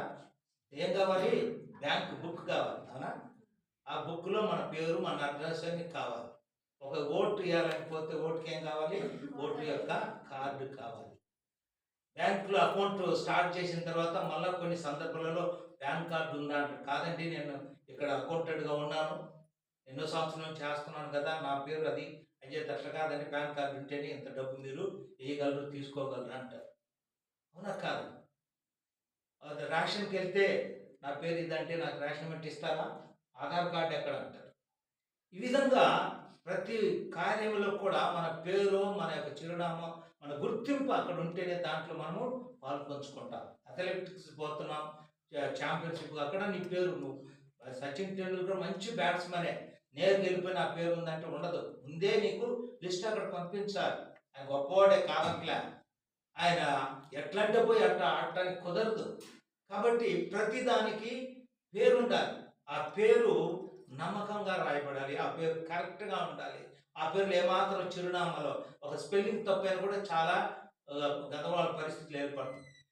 ఒక అక్షరం ఒక స్పెల్లింగ్ మారినా కూడా పెద్దవారు అక్సెప్ట్ చేయరు దాన్ని. ఎందుకంటే ఈ పేరు ఉందండి, దీన్ని సెర్చ్ చేసుకురండి, మళ్ళా ఎంఆర్ఓ విఆర్ఓ కాడికి పోయి నాన్న తిప్పలు పడి సెర్చ్ చేసుకొని రావాలి. అంటే మన పేర్లు సరిగ్గా ఉండాలంటే ముందు జాగ్రత్త పడాలి. మనకిచ్చిన ఆధార్ కార్డు అయితే, మనకిచ్చిన బ్యాంకులో మన అడ్రస్ కరెక్ట్గా ఉందా, మన స్పెల్లింగ్ ఉందని మనం చూసుకుంటాం. లేకపోతే డబ్బులు వస్తాయో రాదని భయపడతాం. ఇవన్నిటికి కూడా శారీరకమైన కార్యాలు. అంత జాగ్రత్తగా ఉంటున్నావు. నీకు పాస్ అది అవుట్ సైడ్ విదేశాలకు పోవాలంటే ఇంకా వీసా కావాలి, దాన్ని నువ్వు సిద్ధపడుకుంటావు. అప్పటికప్పుడు ఇవ్వమంటే ఆవిడ ఇవ్వరు. నువ్వు వెళ్ళాలంటే ముందుగానే ప్రయత్నం చేసి చేసుకోవాలి. ఇవన్నీ సంసిద్ధంగా చేసుకుంటున్నా నీవు, లోకములో చలామణి అవుతున్న నీవు, బైబిల్ గ్రంథములు, యేసు గ్రంథములు, గొప్పవారేమి కొద్దివారి మృతులెవరు అందరూ ఆ సింహాసనం ఎదుట నిలబడ్డప్పుడు నేను అనుకుంటాను, ప్రసంగిస్తున్నాను, పాటలు పాడుతున్న పేరు ఉంటుంది అని ధైర్యంగా ఉంటే సడన్గా ఆ పేరు కాకపోతే ఏమవుతుంది? నేను సరైన వాడిని కాదు. ఒక పాస్టర్ గారు ఒక ఊరు మొత్తం బాగా సంఘాలు జరిపేవారంట. ఒక దినమున చాలా సంవత్సరాలు అయితే పాస్టర్ గారు ఓడిపోయారంట, చనిపోయారు. పోతే అక్కడ ఈయన నేరు తీసుకెళ్ళి నరకం పెట్టేశారు పాస్టర్. ఇదేంటండి, నేను నరకంలో అనుకున్నాడంట. కానీ అక్కడ వచ్చిన ప్రజలు, అంతకుముందు వచ్చిన వారు, ఏదో మన పాస్టర్ కూడా ఇక్కడికి వచ్చాడు అన్నాడంట. ఏమన్నాడు? మన పాస్టర్ కూడా ఎందుకు ఇక్కడికి వచ్చాడంటే, నేను అడతా సరిలేదని. అంతే కదా, నీ పేరు జీవ గ్రంథంలో రాయబడలేదు. రాయబడాలంటే దేవుని యొక్క జీవ గ్రంథం కనబడాలంటే, నీ తీర్పులు నిలబడాలంటే నీవు జీవ గ్రంథంలో రాయబడి ఉండాలి. అటెండెన్స్ కావాలి నీకు. ఎంతవరకు దేవునికి నమ్మకంగా ఉన్నావు, భయం లేనిగా ఉన్నావు. ఆదివారం పడి రమ్మంటున్నాడు యజమానుడు, నేను రాను అని చెప్పే ధైర్యం నీకున్నదా? అబద్ధం ఆడితే ఇన్ని డబ్బులు ఇస్తానంటాడు, చెప్పను అనే ధైర్యం ఉందా? అప్పుడు జీవగ్రంథం నీ మాట రాయబడి ఉంటుంది. కాబట్టి మన బ్రతుకులు, మన జీవితాలు ఈ లోకంలో మధ్యకాలంలో వెళ్ళిపోతాం. కానీ వెళ్ళిపోయిన తర్వాత పరలోకానికి వెళ్ళినప్పుడు ఆయన సింహాసనం మీద నిలబడ్డప్పుడు నీ పేరు జీవగ్రంథంలో ఉన్నదా? అది నువ్వు సిద్ధపరచుకోవాలి. అలా ఉన్నప్పుడు నువ్వు పరలోకంలో పరమ దేవుని ఎదుట బహు సంతోషంగా, బహు ఆనందంగా, సమాధానంగా ఉంటావు. అది లేని ఎడల అనుదినము యుగములు ఆ నరకాగ్నిలో వేతన పడుతున్నావు. ఎందుకు ఈ తప్పు చేశాను, ఎందుకు ఇలా బాధపడాల్సి వచ్చింది, ఎందుకు అప్పుడు నేను సెట్ చేసుకోలేకపోయాను, ఎందుకు నేను అలా ఉండలేకపోయానని కుమిలి ఏడ్చినా అగ్ని ఆరదు, పురుగు చావదు. నీ శరీరం కూడా మరణానికి ఆహుతి అయిపోదు. మరణం కావాలంటావు, చనిపోతే బాగుండు, ఈ మంటలు, ఈ కష్టం, ఈ పురుగులు పుట్టుడు, ఈ వేడి నేను తట్టుకోలేను, నువ్వు ప్రార్థన చేస్తావు. అప్పుడు విశ్వాసంతో నీకు అప్పుడు మరణం రాదు. కారణం ఏమంటే నువ్వు చేసిన కార్యక్రియలను బట్టి జీవ గ్రంథంలో నీ పేరు లేదు కాబట్టి జీవ గ్రంథంలో మన పేరు ఉండుట ఎంతైనా మంచిది. అది ఉన్నట్లయితే దేవుడి తీర్పులు మనం నిలబడడానికి అర్హులం అవుతాం. ఉన్నతమైన స్థితిలో మనం ముందుకు వెళ్ళడానికి ఆలోచించేస్తాం. కాబట్టి ప్రియులారా, మనం మొదట చేయాల్సింది, మనము మన పేరు లేక మన భక్తి, మన విశ్వాసత, మన నడత దేవుడి దృష్టిలో కరెక్ట్గా ఉంటే జీవితంలో ఉంటుంది అనే నమ్మకం కలిగిన వారు ఉన్నట్లయితే అప్పుడు దేవుడు నిన్ను నన్ను ఆశీర్వదించి బలపరిచి ఆ గ్రంథంలో రాయడానికి కొన్ని కారణాలు తప్పకుండా ఉంటాయి. అలాగనే కొన్ని సందర్భంలో చూడండి, నిర్గమకాండం 32వ అధ్యాయం, నిర్గమకాండం 32వ అధ్యాయము 32 వచ్చాను చూడండి. అయ్యో నీవు వారి పాపమును ఒకవేళ పరిహరించితివా, లేని ఎడల నీవు రాసిన నీ గ్రంథములో నుండి నా పేరును తుడిచివేయమని బ్రతిమాలు కొనుచున్నాను. ఇక్కడ మోషే మహాభక్తుడు, దేవుని చేత నడిపింపబడిన భక్తుడు. ఆయన అంటాడు, ప్రభువా నీ గ్రంథమును నా పేరు వద్దా. ఎందుకు వద్దన్నాడు? పాపం చేసి అన్నాడా, తప్పిదం చేసి అన్నాడా, లేక ఏదైనా దేవుని దగ్గర అబద్ధం ఆడాడా? లేదు.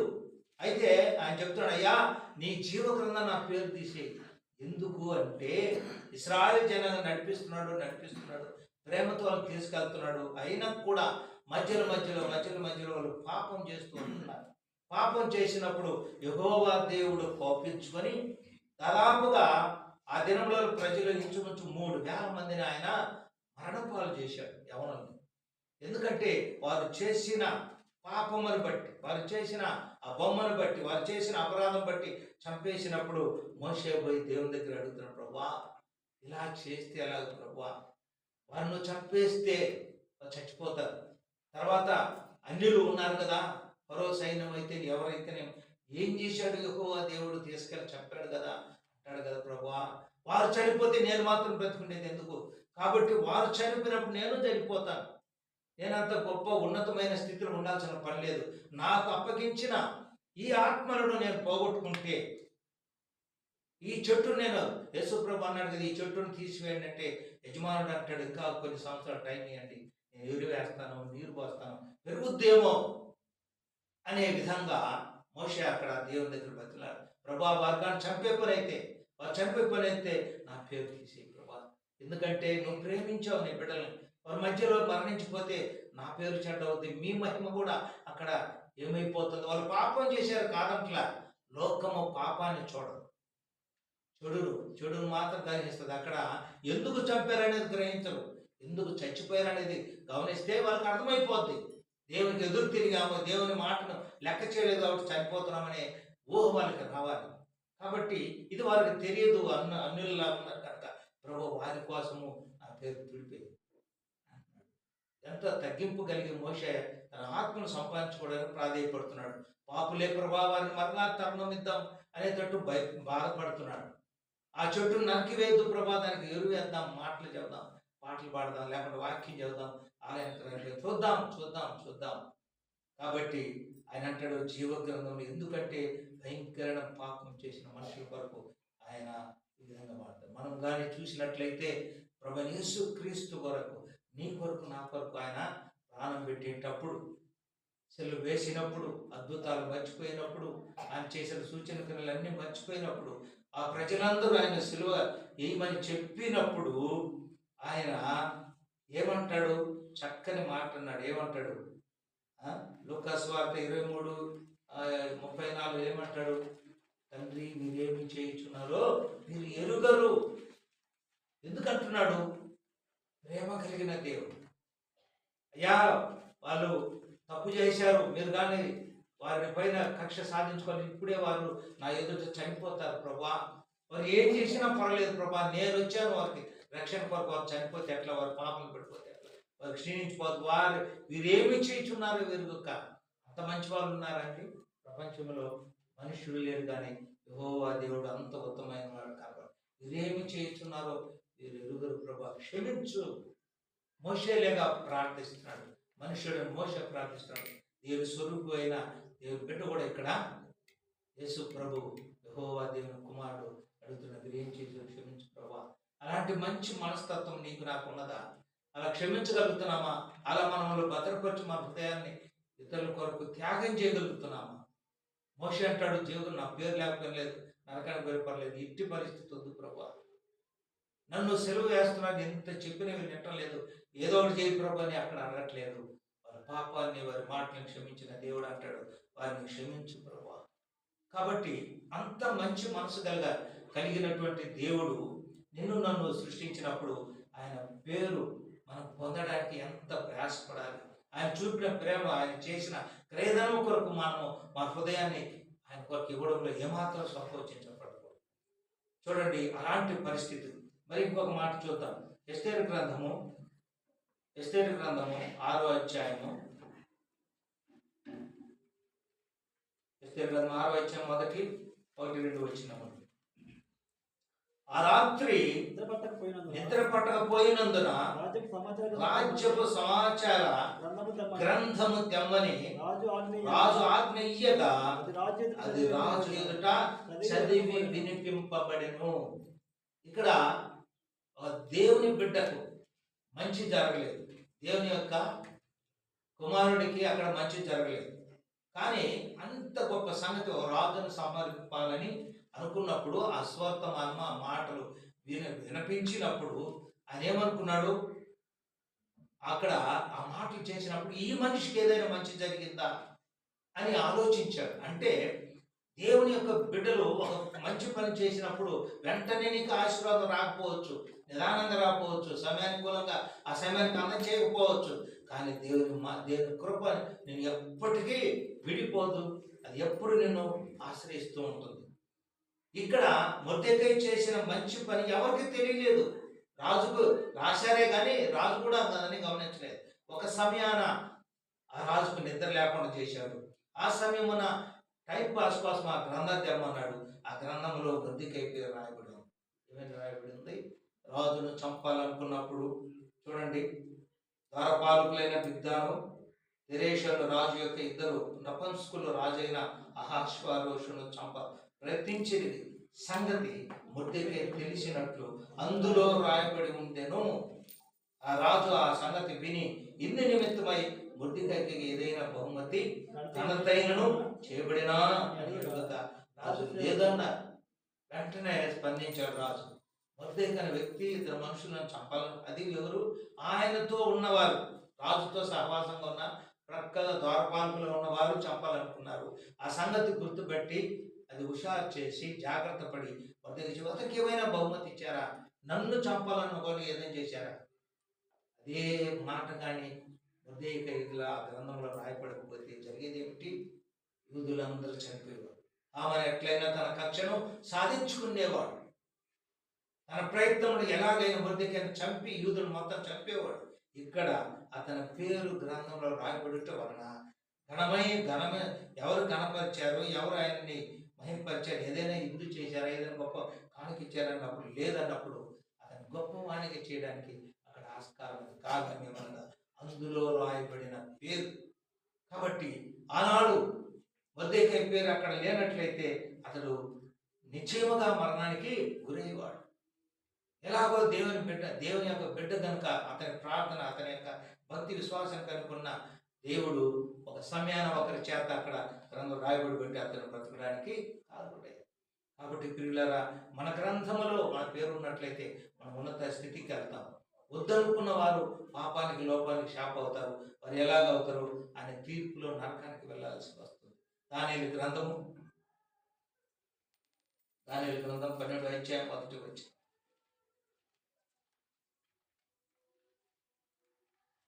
దానియేలు గ్రంథము 12వ అధ్యాయం 1వ వచనం. ఆ కాలమందు నీ జనుల పక్షమున నిల్చున్నట్టి మహాధిపతి మిఖాయేలు వచ్చును. నీ జనులు మొదలుకొని ఎన్నటికీ కలుగునంత ఆపద కలుగును. అయితే నీ జనులలో ఆ గ్రంథమందు దాఖలైన వారు ఎవరో వారు తప్పించుకుందరు. ఆ కాలమున అందరూ వచ్చేస్తారు. నీ ప్రజలు, రాజ్యం కూడిన వారందరూ మొదలుకొని ఈ కాలంలో వారందరూ అక్కడికి తేబడతారు. అక్కడ గ్రంథము తేబడుతుంది. అయితే ఆ గ్రంథమునందు దాఖలైన వారెవరు అంటే రాయబడిన వారు, దాఖలైన వారు ఎవరు? ముందు ఆ కాలమున నీ జనుల పక్షము నిల్చున్నట్టి మహా అధిపతి మిఖాయేలు అంటే సాతాను ఎదురించినటువంటి దూత. మిఖాయేలు ఎవరు? సాతాను ఎదురించు దూత. యూదా గ్రంథంలో రాయబడి ఉందన్నమాట. కాబట్టి అలాంటి వారి ఆయన ఆ గ్రంథం తెరవబడినప్పుడు దాఖలైన వారు ఎవరో వారు తప్పించుకుందరు. పేరు ఉన్నవారు మరణ శిక్ష ఆపదు తప్పించుకుంటారు, జీవించగలుగుతారు. ఏ సమయాన ఎప్పుడు దేవుని గ్రంథం తెరవబడుతుందో తీర్పు తీర్చేటప్పుడు ఆ గ్రంథంలో నువ్వు దాఖలైనట్లయితే నువ్వు తప్పించబడతావు, నీవు ఆశీర్వదించబడతావు. కాబట్టి జీవ గ్రంథంలో నీ పేరు ఉండడానికి ఎంతవరకు ఆశపడుతున్నావు? దేవుని యొక్క మందిరంలో వచ్చి నీ సన్నిధిలో దేవునికి నీ యొక్క హృదయార్పణ చేసి దేవునికి ఇష్టడైన బిడ్డగా దేవుని యొక్క అనుమతిని పొంది దేవుని యొక్క దృష్టిలో నీతిమంతుడు ఎరిగి ఆ గ్రంథంలో పేరు ఉన్నట్లయితే నువ్వు తప్పించుకుంటావు. లేకపోతే ఆ తీర్పులో నువ్వు నరకానికి వెళ్ళాల్సి ఉంటుంది. అది నువ్వు తెలుసుకోవాలి. కనుక ప్రియులారా, దేవుని యొక్క మహిమను చూడగలిగిన వారు దేవుని యొక్క కృపల ముందు ఉండాలి. లూకా సువార్త 10వ అధ్యాయం 20వ వచనం. లూకా సువార్త 10వ అధ్యాయం 20వ వచనం. అయినను దయ్యములు మీకు లోబడుచున్నవని సంతోషింపక మీ పేర్లు పరలోకమందు రాయబడి ఉన్నదని సంతోషించుడే. ఒకవేళ నువ్వు దెయ్యాన్ని రోలు వేయొచ్చు, లేక ప్రార్థన చేస్తే ఆశీర్వాదకరంగా మార్చొచ్చు, దీనితో ప్రార్థిస్తే ఆశీర్వాదం రావచ్చు, కానీ అంత మాత్రం నువ్వు సంతోషపడకండి. కానీ పరలోకంలో ఉండాలంటే జీవ గ్రంథంలో నీ పేరు. భక్తుడైనా సరే హెచ్చరిస్తున్నాడు, ఓ భక్తుడా, ఓ విశ్వాసి, నువ్వు కూడా నేను ఎంత అభివృద్ధి పొందాను, ఎంత ఉన్నత స్థితిలో ఉన్నాను కాబట్టి నాకేం కాలేదు అనుకోకు. అక్కడ గొప్పగా ఉన్నానని సంతోషపడగాక, అయితే పరలోకంలో నీ పేరు ఉన్నదా అని చూసుకొని అక్కడ సంతోషపడు. పరలోక రాజ్యం నీ పేర్కొని ఉన్నట్లయితే నువ్వు అప్పుడు సంతోషపడు. నువ్వు గొప్పవాడివే, ఉన్నత స్థితిలో ఉన్నావు, వాక్య పరిచయం చేస్తున్నావు, నీ ప్రార్థన చేస్తే అనేక మంది ఆశీర్వాదకరంగా మారుస్తున్నారు. నీ ప్రార్థన వల్ల కొంతమంది పిల్లలు కలిగి ఉండవచ్చు, సంతానం కలిగి, కానీ అంతటితో నువ్వు సంతోషపడదు. నీవు నలగొట్టుకొని విరగొట్టుకొని దేవుని సన్నిధిలో నేను ఉత్తముడుగా ఉన్నాను. అందుకే దావీదు ప్రతిదినం ప్రార్థన చేస్తాను, నా జాగ్రత్త నేను ఎలా ఉన్నాను, నువ్వు చేసే ఉపకారం నేను మర్చిపోకూడదు. రాజునే బలవంతుడినే కప్పం కట్టించుకుంటున్నాను, అనేక యుద్ధాలు చేస్తాను, చేయిస్తున్నాను, కానీ జాగ్రత్తగా ఉన్నాను అనేది తెలుసుకోవాలని వాక్యం చేయాలి. పిలుపు గ్రంథం 4:3 పిలుపుకు రాసిన పత్రిక 4:3 చూడండి. అవును, నిజమైన సహకారి ఆ స్త్రీలు నా యందు సహకారులుగాను స్వార్థ పనిలో నాతో కూడా ప్రయాసపడిన వారు వారికి సహాయం చేయమని నేను వేడుకొనుచున్నాను. ఆ సహకారుల పేరు జీవ గ్రంథం వలన రాయబడాలని ఆశిస్తున్నాడు. చూడండి, ఫిలిప్పీయులకు రాసిన పత్రికలో పౌలు వ్యాఖ్యానిస్తున్నాడు. ఆ స్త్రీలు ఇద్దరు సహాయపరులుగా ఉన్నారు, పని బాటలు చేస్తున్నారు, దేవుని సేవకులకు సహాయకారిగా ఉన్నారు, దేవుని మందిరంలో సహకారిగా ఉన్నారు, స్వార్థమానానికి సహకారం. తర్వాత ఏదైనా స్థుతి ఆరాధన వచ్చినప్పుడు వంటలు చేయడం కానీ చర్చిలో అన్ని విషయాలు చూసుకోవడం, ఎన్ని నాతో ఉన్నారు కనుక వారి పేరు మర్చిపోవద్దు, ఆ గ్రంథంలో రాయమని చెప్పు. దేవదాసులు నీ గురించి జాగ్రత్త తీసుకుంటారు. నేను ఎంత పని చేశాను, ఎంత పని దేవాలయం కట్టేటప్పుడు చాలామంది మన వాళ్ళు స్త్రీలు ఇక్కడ పని చేశాను, నేనేం చేయలేదు ఒప్పుకున్నాను. కానీ అనేకులు శ్రమపడ్డారు, ఆ శ్రమ పడేటప్పుడు ఎంత కష్టమని అనుకున్నారు కూడా. కానీ ఆ కష్టాన్ని దేవుడు జీవ గ్రంథంలో రాయబడుతుందండి. అంతకన్నా ఏం కావాలి నీకు చెప్పండి? అంతకన్నా గొప్పది ఏముంది? ఈ లోకంలో జీవించిన కష్టమో నష్టం బ్రతికి వెళ్ళిపోతాం, చనిపోతాం. ఆయన పరలోకంలో సంతోషంగా ఉండడానికి మీ పేరు, మీరు చేసిన శ్రమ, మీరు చేసిన ఆరాధన, మీరు చూపిన ప్రార్థన, మీరు చూపిన ప్రేమ జీవ గ్రంథంలో రాయబడుతుందని దేవుడు వాక్యం హెచ్చరిస్తుంది. అలాంటప్పుడు భయపడకు, దేవుడు నీకు తోడై ఉంటాడు, దేవుడు బలపరచగలిగిన దేవుడని సెలవిస్తున్నాడు. చూడండి, ప్రకటన గ్రంథము 3:5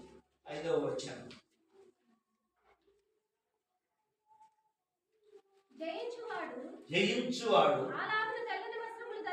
లాగున తెల్లని వస్త్రములు ధరించుకొనొచ్చు, జీవ గ్రంథములో నుండి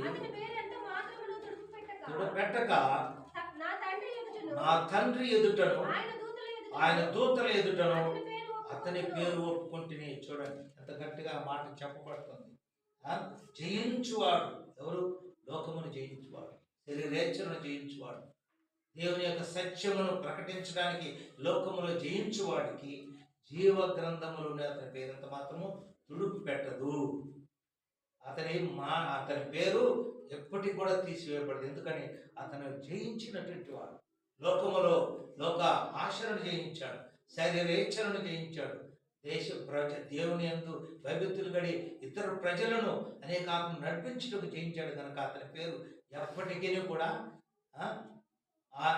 అతని ఎదుట, అతని దూతల ఎదుట అతని పేరు ఒప్పుకొందరు. సాక్ష్యం చెప్పేవారు 10 మంది ఉంటారు. అవును ప్రభా, అతను ఇలాంటి వాడు, దేవుని సేవకుడు, దేవునితో అనుబంధం కలిగిన వాడు, దేవునితో సదా జీవించినటువంటి వ్యక్తిని చెప్పడానికి మనుషులు ఉంటారు. కాబట్టి పిల్లరా, మనము దేవుని యందు భయభక్తి కలిగి ఉంటే ఆయన సేవలను, ఆయన యొక్క కార్యక్రమం మనం పనిచేసినట్లయితే దేవుడు ఎంతగానో గొప్ప కార్యం మన పట్ల చేయగలడు. ప్రకటన గ్రంథం 22:14 జీవవృక్షమునకు హక్కుగలవారై గుమ్మముల గుండా ఆ పట్టణంలో ప్రవేశించినట్లు వస్త్రములు ఉదుక్కుని వారు ఇలాగో తమ వస్త్రములు ఉదుక్కుని వారు ధన్యులు. చాలు చాలు, ఏమని రాయబడింది? జీవవృక్షమునకు హక్కు గలవారై గుమ్మముల గుండా పట్టణంలోకి ప్రవేశించుటకు తమ వస్త్రములు ఉతుకుకొని వారు ధన్యులు. అంటే దేవుని గుమ్మములో, దేవుని ఆలయములో, దేవుని యొక్క జీవ వృక్షమును హక్కు గలవారు, జీవంలో మనం హక్కు కలిగిన వారమై జీవ వృక్షములు ఉండాలంటే, బ్రతికి ఉండాలంటే, దేవుని యొక్క పట్టణం ప్రవేశించాలంటే తమ వస్త్రమును ఉతుక్కొని, అంటే రక్షణ పొంది విశ్వాసము పొంది దేవుని బిడ్డలకు అనుకూలమైన స్థితిలో జీవించి దేవుని ప్రకటించేవారుగా, దేవుని ఇతరులకు చెప్పేవారుగా, దేవుని స్తుతించేవారుగా, ప్రార్థించేవారు. అంటే మీ వస్త్రములు ఉతుక్కోండి, పాతవి తీసివేయండి, మంచి బట్టలు వేసుకోండి, మంచి ఉతికి స్నానం చేసి దేవుని సన్నిధిలో రండి. అప్పుడు దేవుడి యొక్క ప్రార్థనలో అంగీకరిస్తాడు. ఆయన అంత గొప్ప దేవుడుగా నీ పట్ల నా పట్ల జరిగించడానికి సిద్ధంగా ఉన్నాడు. కాబట్టి మలాకి గ్రంథము 3వ అధ్యాయము, మలాకి గ్రంథం 3వ అధ్యాయం ఇదేరా మలాకి 3:13 చూడండి. యెహోవా సెలవిచ్చినదేమనగా, నన్ను గూర్చి మీరు బహు గర్వ మాటలు పలికి నిన్ను గూర్చి ఏమి చెప్పిదమని మీరు అడుగుదురు. ఒక్క నిమిషం కాదండి, 3వ అధ్యాయము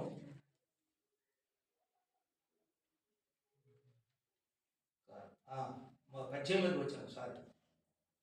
అప్పుడు నీతి గలవారెవరో, దుర్మార్గులు ఎవరో, దేవుని సేవించు వారెవరో, ఆయన సేవించిన వారెవరో మీరు తిరుగు కనుకొందరు. ఎప్పుడు అనగా 16వ వచనంలో 2వ వచనం నుంచి చూడండి. మరియు యెహోవా యందు భయభక్తులు కలిగి ఆయన నామమును స్మరించుచు ఉండు వారికి జ్ఞాపకార్థముగా ఒక గ్రంథము ఆయన సముఖము రాయబడును. అప్పుడు 18వ వచనంలో ఉంది, అప్పుడు నీతి గలవాడెవడు, దుర్మార్గుడు ఎవడు, దేవుని సేవించువారు ఆయనను సేవించువారు ఎవరు వారిని అనుకుంటారు. ఎప్పుడు ఆ గ్రంథము దేవుని ఎదుట కట్టబడినప్పుడు, భయభక్తులు కలిగిన వారు, ఆయన నామం ధరించువారు, ఆయన జ్ఞాపకార్థముగా ఒక జ్ఞాన గ్రంథము అక్కడ నిలబడినప్పుడు, అప్పుడు మీ స్థితిగతులు అక్కడ తెలియబడతాయి. కాబట్టి మన భక్తిగా ఉన్నాము, ప్రార్థన చేస్తాం, తప్పు లేదు. కానీ జీవ గ్రంథం తెరవబడినప్పుడు, అప్పుడు తెరవబడినట్లయితే అందులో పేర్లు లేకపోతే అక్కడ అంటాడు, దుర్మార్గులు ఎవరు, నీతిమంతులు ఎవరు, దేవుని సేవించే వారు ఎవరు, వారందరూ మీరు తిరిగి కనుగొందురు.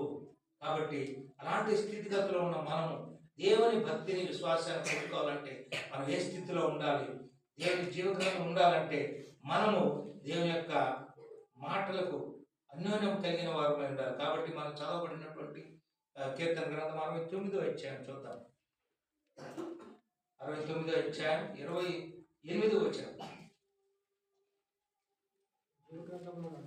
జీవ గ్రంథములో నుండి వారి పేరును తుడుపు పెట్టుము, నీతిమంతుల పట్టిలో పేర్లు రాయకము. చూడండి, ఇక్కడ రాయబడింది ఏంటంటే నీతిమంతులు మాత్రమే జీవ గ్రంథములో వారి పేరును తుడుపు పెట్టుము, నీతిమంతులు వారికి అందనీయకము. అక్కడ చెప్తాడు, జీవ గ్రంథం నుండి వారిని తుడిపెట్టుము, నీతిమంతుల దృష్టిలో వారిని ఉంచాలి. నీతిమంతులుగా ఉంటే వారి పేరు రాయకము. మరొక మాట అంటాడు చూడండి, యెహోవా 32వ వచనం, బాధపడు వారు దాన్ని చూసి సంతోషించుదురు, దేని వెతుకు వర్లారా మీ ప్రాణము తెప్పవిల్లును అంటాడు. చివరికి 36వ వచనంలో, ఆయన సేవకుల సంతానము దాన్ని స్వతంత్రించుకొను, ఆయన నామము ప్రేమించువారు అందులో నివసింతురు. జీవ గ్రంథంలో ఉండేవారు ఆయన సేవకుల సంతానం, దానిని స్వతంత్రించుకుంటారు. దేనిని? జీవగ్రంథం పేరు సంపాదించుకొని పరలోకాన్ని స్వతంత్రించుకుంటారు. ఎందుకంటే జీవగ్రంథం తుడిపివేయడానికి నీతిమంతులను ఆయన ఎప్పుడూ తీసివేయడు, కానీ అనీతిమంతులుగా ఉంటే వారు తీసివేస్తాడు. అదే సమయంలో ఆయన సేవకుల సంతానం వారిని స్వతంత్రించుకోదు. నీ సంతానం, నీ సేవకులు భయభక్తులు నేను నా ఇంటి వారిని యెహోవాను సేవించుదామని ఎలాగో యెహోషువ చెప్పగలిగాడు, అలాగా నీవును నీ కుటుంబం అలాగ ఉన్నట్లయితే అక్కడ ఆయన నామంలో సంతోషం కలిగి ఉంటాం, జీవించబడి ఉంటాం. దేవుని యొక్క గ్రంథముల పేరు లిఖించబడి ఆయనతో సహవాసం చేస్తాం. ఎలాగో వద్దైకే జీవగ్రంథం పేరు రాయబడినప్పుడు క్షేమకరంగా ఉన్నాడో అలాంటి పరిస్థితి నీకు కలుగుతుంది. అలాంటి స్థితిని కావాలంటే దేవుని యందు భయభక్తులు కలిగి ఉండాలి. జీవగ్రంథం రాయాలంటే శరీరీత్యాను మనము ఎక్కడ వదులుకోవాలి. ఇక్కడ ఆయన పేరు రాయాలంటే నీతిమంతులకు కనబడాలి. ఆయన తెరవబడినప్పుడు చివరిలో ఒక మాట ఉంది చూడండి. నేను చదవబడినటువంటి ప్రకటన గ్రంథం 21వ అధ్యాయము 15వ వచనములు ఏమని రాయబడింది చూడండి. ప్రకటన 21:20-15 సారీ ప్రకటన గ్రంథం 20 ఎవరి పేరైనను జీవ గ్రంథమందు రాయబడినట్లు కనపడని ఎడల వాడు అగ్నిగుండములో పడవేయబడు. చూడండి, ఎవరి పేరు జీవ గ్రంథం తెరవబడినప్పుడు, యెహోవా దేవుడు రెండో రాకడ వచ్చినప్పుడు అందరూ మొదట చదివినట్లు గొప్పవారేమి కొద్దివారు ఆయన ఎదుట నిలబడినప్పుడు ఉన్నత స్థితిలో ఉన్నారు. ప్రైమ్ మినిస్టర్ అయినా, చీఫ్ మినిస్టర్ అయినా, లేకుంటే గవర్నర్ అయినా, ఎవడైనా మరణించిన పిదప ఆయన ఎదుటి నిలబడ్డప్పుడు ఆ గ్రంథంలో వారి పేరు లేకపోతే ఆయన తీర్పు ఎలా ఉంటుంది? నరకానికి పంపించేస్తారు. ఎవరి పేరు అంత ఉండబడదో వాడు ఎక్కడికి వెళ్ళాలి? నరకానికి వెళ్ళిపోవాలి. రాత్రింబగులు నరకం, వేదన, బాధ. జీవగ్రంథం పేరు ఉండటానికి నువ్వు ఏ మంచి పనులు చేస్తున్నావు? జీవగ్రంథంలో రాయబడి ఉండటానికి నువ్వు ఏ స్థితిగతులను అనుసరించి ముందుకు సాగుతున్నావు? అలా సాగినట్లయితే నువ్వు ఆశీర్వాదకరంగా ఉంటావు. దేవుని సేవకో, దేవుని పనికో, దేవుని యొక్క మాటలకు నువ్వు వెనుకంచి వేసి భయపడేవాడు ఉండంటే జీవగ్రంథం నీ పేరు ఉండదు. దేవుని కొరకే ఆకలి దప్పులైన, కష్టమైన, నిష్ఠూరమైన, వ్యసనమైన, అపహాస్యమైన ఏదైనా తట్టుకున్నట్లయితే దేవుని జీవగ్రంథంలో నీ పేరు రాయబడుతుంది. భయం లేని వాడిగా దేవుణ్ణి దర్శించేవాడు ఉంటే నీవు మహా గొప్పవాడిగా మారుతావు. ఈ లోకంలో, ఈ ప్రపంచంలో ఎవరు కూడా చావును రేపు పుట్టుకతోటే నువ్వు మరణిస్తావని చెబితే ఎవడైనా జీవించగలడా? చచ్చిపోతావయ్యా నువ్వు అంటే నువ్వు పుడుతున్నావు కానీ తొందరలో చనిపోతావు ఎవడన్నా ఉంటాడా? మన దేవాతి దేవుడైన యేసు ప్రభువు మాత్రమే. ఆయన ఈ లోక రక్షకుడుగా వచ్చి ఆయన 33 సంవత్సరం వచ్చి పరలోకానికి వెళ్ళాలి, మరణాన్ని చవి చూడాలని పంపబడిన ఒక గొర్రె. ఆయన ఎంత బలం కలిగి, ధైర్యం కలిగి ఈ లోకానికి వచ్చాడు. చనిపోతున్నానని తెలిసి కూడా ఈ లోకంలో వచ్చి అనేక ఆశ్చర్యకార్యం చేశాడు. ఆయన తిన్నాడో లేదో ఇద్దరికి ఆహారం పెట్టాడు. ఆయన పడుకున్నాడో లేదో అందరికీ నివాసములు ఇచ్చాడు. ఆయన తిరుగుతూ ఉన్నాడు, ఆకలి దప్పులతో వాక్య పరిచయం చేశాడు. బాధ ఉన్నవారిని, గుడ్డివారిని, కుంటివారిని, పక్షవాద అందరినీ బాగు చేశాడు. మరణం ఉంది నాకు అని తెలిసి కూడా అలాంటి భయం లేని వ్యక్తి ఎవరంటే యేసు ప్రభు తప్ప ఎవరున్నారు? మానవుడమైన మనము అక్కడికి వెళ్తే, నువ్వు కానీ అక్కడికి వెళ్ళావంటే వాళ్ళు బీజేపీ నిన్ను ఇలా చేస్తారా, లేదు పోగలవా? నిలబడగలవా? తప్పించుకోగలవా? తప్పించుకొనే పోతావు. కానీ దేవాది దేవుని యేసు ప్రభు భయం లేని వాడిగా ముందుకు వచ్చి తన ప్రాణాన్ని నీ కొరకు, నా కొరకు అడ్డు పెట్టాడు. ఆయన అన్ని విధాల తన జీవితంలో తన యొక్క శరీరమును ఎంత బాధపడాలో, ఎంత శ్రమను అనిపించాలో అన్ని తెలిసి కూడా, మరణం అని తెలిసి కూడా, మరణం అంటే ఏదో మందు దగ్గర అబక్కని పోతే ఏ ప్రాబ్లం ఉండదండి. అలా కాదు. దినమంతయు రాత్రంతయు కొట్టబడి, ఉమ్మివేయబడి, రక్తము కార్చి శిలువను మోసి, పరిగిడి మోకరిల్లి, పడి లేస్తూ, శ్రమలు అనుభవిస్తూ, మెట్టు మధ్యాహ్నంలో ఆయన పడిన శ్రమ అంతా. ఆయనే నిజమైన భయం లేనివాడు. నువ్వు నేను భయం కలిగిన వాడు. ఆపద వస్తేనో, కష్టం వస్తేనో బాధపడతాం. ఈ దినములలో అమెరికా దేశం గొప్ప దేశం అంటాం. ఈ దినంలో 15 కోట్ల మందికి మంచు పడుతుందంట. ఆ మంచు రాత్రింబగులు ఎలాగుంది, బయటకు పోవడానికి వీలు లేదు. అంత భయంకరమైన మంచు. వాతావరణం ఎలాగంటే అలాగ మారిపోతుంది. అయితే ఆ వాతావరణంలో మనము దేవుని యొక్క దృష్టిలో జాగ్రత్తగా ఉండాలంటే దేవుని కృప మనకి ఎంత అవసరం.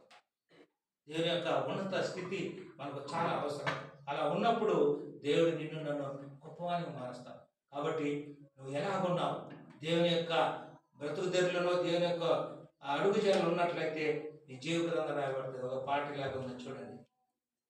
ఓ మానవుడా నీ గతి ఏమౌనో తెలియునా, ఏమేమి చేయుచుంటివో తప్పించుకొందువా. దేవుని జీవ గ్రంథము దేవుడు తెరచును, దేవుని జీవ గ్రంథము దేవుడు తెరచును. యెహోవాని పేరందుండదు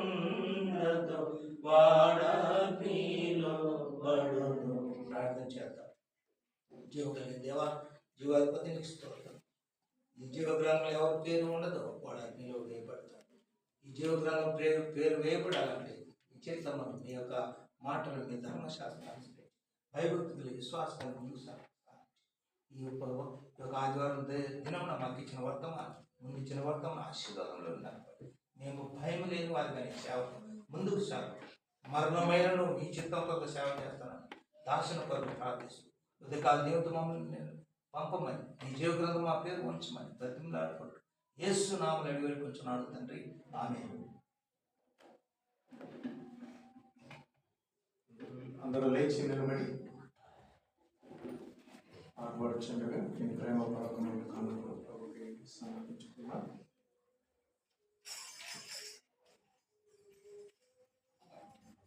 అందరం లేచి నిలబడాలి.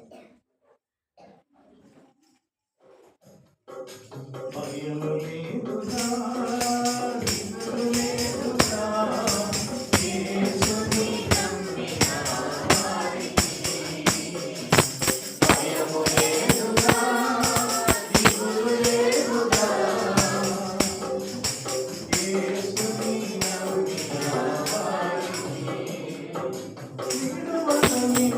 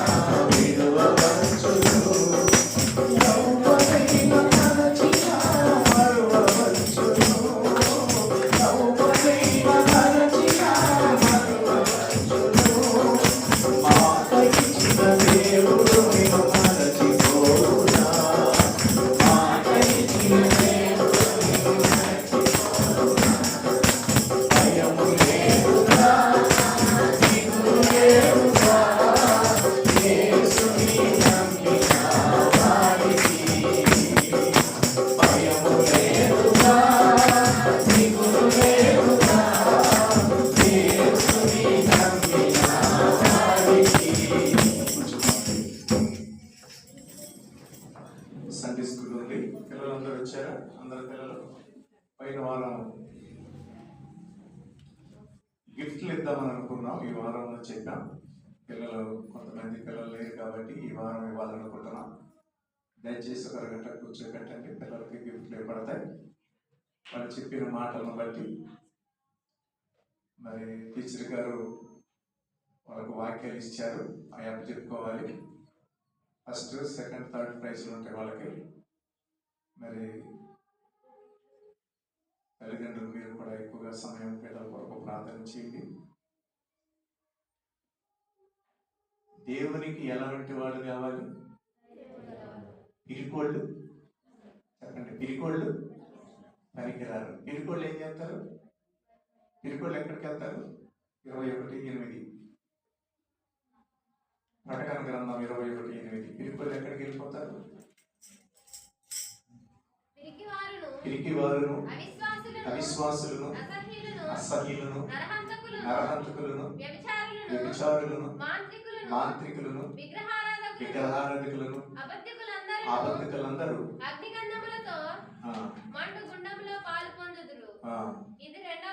అది రెండవ మరణం ఉంది. మళ్ళీ మనం ఇక్కడ చచ్చిపోయిన తర్వాత మనం అనుకుంటాం ఏదో తక్కువ విక్కిన రెండో మరణం ఉంది. ఇంకోటి అదే అగ్నిగుండం. అందులో తీసుకెళ్ళి వెళ్తాడు. ఎవరిని ఫస్ట్ ఎవరు వెళ్తారు? పిరికోళ్ళు. దేవుని కొరకు భయపడేవాళ్ళు, బ్రతకటం కోసం భయపడేవాళ్ళు. దమ్ము ధైర్యం ఉండాలి. దేవుని కొరకు బ్రతకాలని వాళ్ళకి ఏముండాలి? దమ్ము ధైర్యం ఉండాలి. అది దమ్ము ధైర్యం ఉన్న వాళ్ళు మాత్రమే పరలోకానికి, పిరికోళ్ళు మాత్రం ఎగిరికొండానికి వెళ్ళిపోతారు. మరి గుర్తుపెట్టుకోండి, మీ పిల్లలను దేవుని కొరకు సిద్ధపరచండి. నేను ప్రార్థన చేస్తున్నా, జాకోబు ఈ క్యాష్ నేర్చుకుంటే బాగుండేమో, ఇంటికి తీసుకెళ్ళిపోయి వారంలో మళ్ళీ తీసుకొచ్చేటప్పుడు అట్లా నేర్చుకుంటే బాగుండేమో అనుకుంటున్నాను. నాకు అదే తలంపు వచ్చింది ఎందుకో. మరి ఎట్లా చేస్తారో అమ్మగారు నాన్నగారు నాకు తెలియదు. ఇంటి దగ్గర వాళ్ళు నేర్పుతారో ఏమన్నా తీసుకొచ్చి నేర్పిస్తారో తెలియదు. పసిబిడ్డలుగా మరి బిడ్డలు దేవుని పని కోసం సిద్ధం చేయండి. అట్లా చక్కగా సరిగ్గా 10 నిమిషాలు చక్కగా నిదానంగా నేర్చుకుంటే క్యాష్లో మీ కొరకు, మీ పిల్లల కొరకు ఎదురు వస్తుంది. పిల్లలను ఇప్పుడే దేవుని పని కొరకు సిద్ధపరచండి. పెద్ద క్యాష్ చక్కగా వస్తుంది, లీచుకొని వస్తే బాగుంది. మీ పిల్లలను సిద్ధపరచండి, క్యాష్లో నేర్పించండి. ప్రార్థన చేసుకున్నాం. పరిశుద్ధుడైన తండ్రి, నమ్మకమైన దేవా, మీ పాదాలకు స్తోత్రాలు నాయన. సండే స్కూల్ పరిచర్యలో కూడా తోడుగా ఉండండి. మీ కుమార్తె ఆశించిన రీతిగా చక్కగా జరగడానికి సహాయం చేయండి. మేము ఎవరో అభ్యంతరంగా ఉండకుండా చేయండి. బిడ్డలను నీ సేవ కొరకు చిన్నప్పటి నుంచి సిద్ధపరచాలి కాబట్టి అన్ని విషయంలో కూడా సహాయం చేయండి. జాకోబు, విశాల్, ఇంకా మా ప్రియులు ఉన్నారు చిన్న బిడ్డలు, వాళ్ళందరూ కూడా కన్న తండ్రి క్యాష్లో నేర్చుకోవాలి. అన్ని విషయంలో కూడా సహాయం చేయండి. దేవుని నమ్ముకున్న వాళ్ళకి భయం లేదు, దిగులు లేదు. ఇరుకోళ్ళకు మాత్రమే పాతాళం, ధైర్యవంతులకే నిత్య జీవం. ధైర్యం కలిగిన వాళ్ళకే ఆ రోజున కానాను దేశం దక్కింది. ధైర్యవంతులకే పరలోకం ఉంటుంది. దేవుని కొరకు ప్రాణం పెట్టిన, ప్రాణం పోయిన పర్వాలేదు, ఉదయమన్నా సరే దేవుని సరే వదిలిపెట్టిన ఒక ధైర్యం. ఎన్ని నిలబడినా నాకు అవసరం లేదు, ఇవన్నీ లోక సంబంధంగా నాకు అవసరం లేదు అనుకుని వాటన్నిటిని తోసేసుకుని నెట్టుకుని వచ్చేవాడే. పోరాడున్నది మేము, పోరాటం మాత్రం ఈ జీవితంలో పోరాటం ఉంటుంది, అది తెలుసుకుంటాయి. అలాంటి వాడి జీవ పుస్తకంలో మా పేర్లు ఉంటాయి. దేవుని కొరకు త్యాగం చేసేవాళ్ళు, దేవుని పరిచర్య చేసేవాళ్ళు, దేవుని పనిలో ముందుకెళ్ళేవాళ్ళు. చిన్నపిల్లలుగా ఉన్నప్పుడు చిన్నపిల్లలుగా ఉన్నాం. రాను రాను మేము కూడా ఆత్మీయం ఎత్తుకున్నప్పుడు మేము కూడా పరిచర్యలో ఎదగాలి. అలాగే కూర్చోకూడదు, ఎప్పుడైసేవే కొంగలంటే అక్కడే ఉన్నట్టుగా ఉండకూడదు. ఎప్పుడు మేము సిద్ధపడాలి దేవుని పని కొరకు. అందరూ కూడా నీ సేవ కొరకు మిషనరీలుగా ఈ సంఘంలో లేవనెత్తపడాలి. బిడ్డలందరూ మిషనరీలు అయిపోవాలి. మా పిల్లలు కూడా, మీ బిడ్డలు కూడా, వాళ్ళు కూడా మిషనరీలుగా వాళ్ళు ఉండి వాళ్ళ బిడ్డలను సిద్ధపరచడానికి సహాయం చేయండి. ప్రేమతో బిడ్డలు వచ్చి నీ కానుకలను దీవించి ఆశీర్వదించి అవి నీ పరిచయం కొరకు మాట్లాడి సహాయం చేయండి. తెలుసున్నాను తండ్రి, నీ బిడ్డలకు తోడుకోండి. తిరిగి సండే స్కూల్ పరిచర్యలో తోడుకోండి. నీ చిత్తంలో ప్రాణ ప్రభుత్వం నెక్స్ట్ మళ్ళా మొదటి శని ఆదివారంలో మేము కలుసుకుని మీలో ఆనందించి భాగ్యం దయచేయమని మా ప్రభువును రక్షకుడైన యేసుక్రీస్తు వారి పేరటి ప్రార్థన వేడుకొంచున్నాము తండ్రి. తండ్రి అయిన దేవుని ప్రేమ, యేసుక్రీస్తు వారి కృప, పరిశుద్ధాత్మ దేవుని సహాయం సదా మీకు తోడై మిమ్మల్ని దీవించి కాపాడును గాక. అందరికీ వందనాలు. ప్రభు మిమ్మల్ని దీవించి ప్రార్థన చేసుకోండి. సండే స్కూల్కి మీ బిడ్డలు పూర్తి సమయం కూర్చోబెట్టాను, 10 గంటల్లో ఇస్తారు.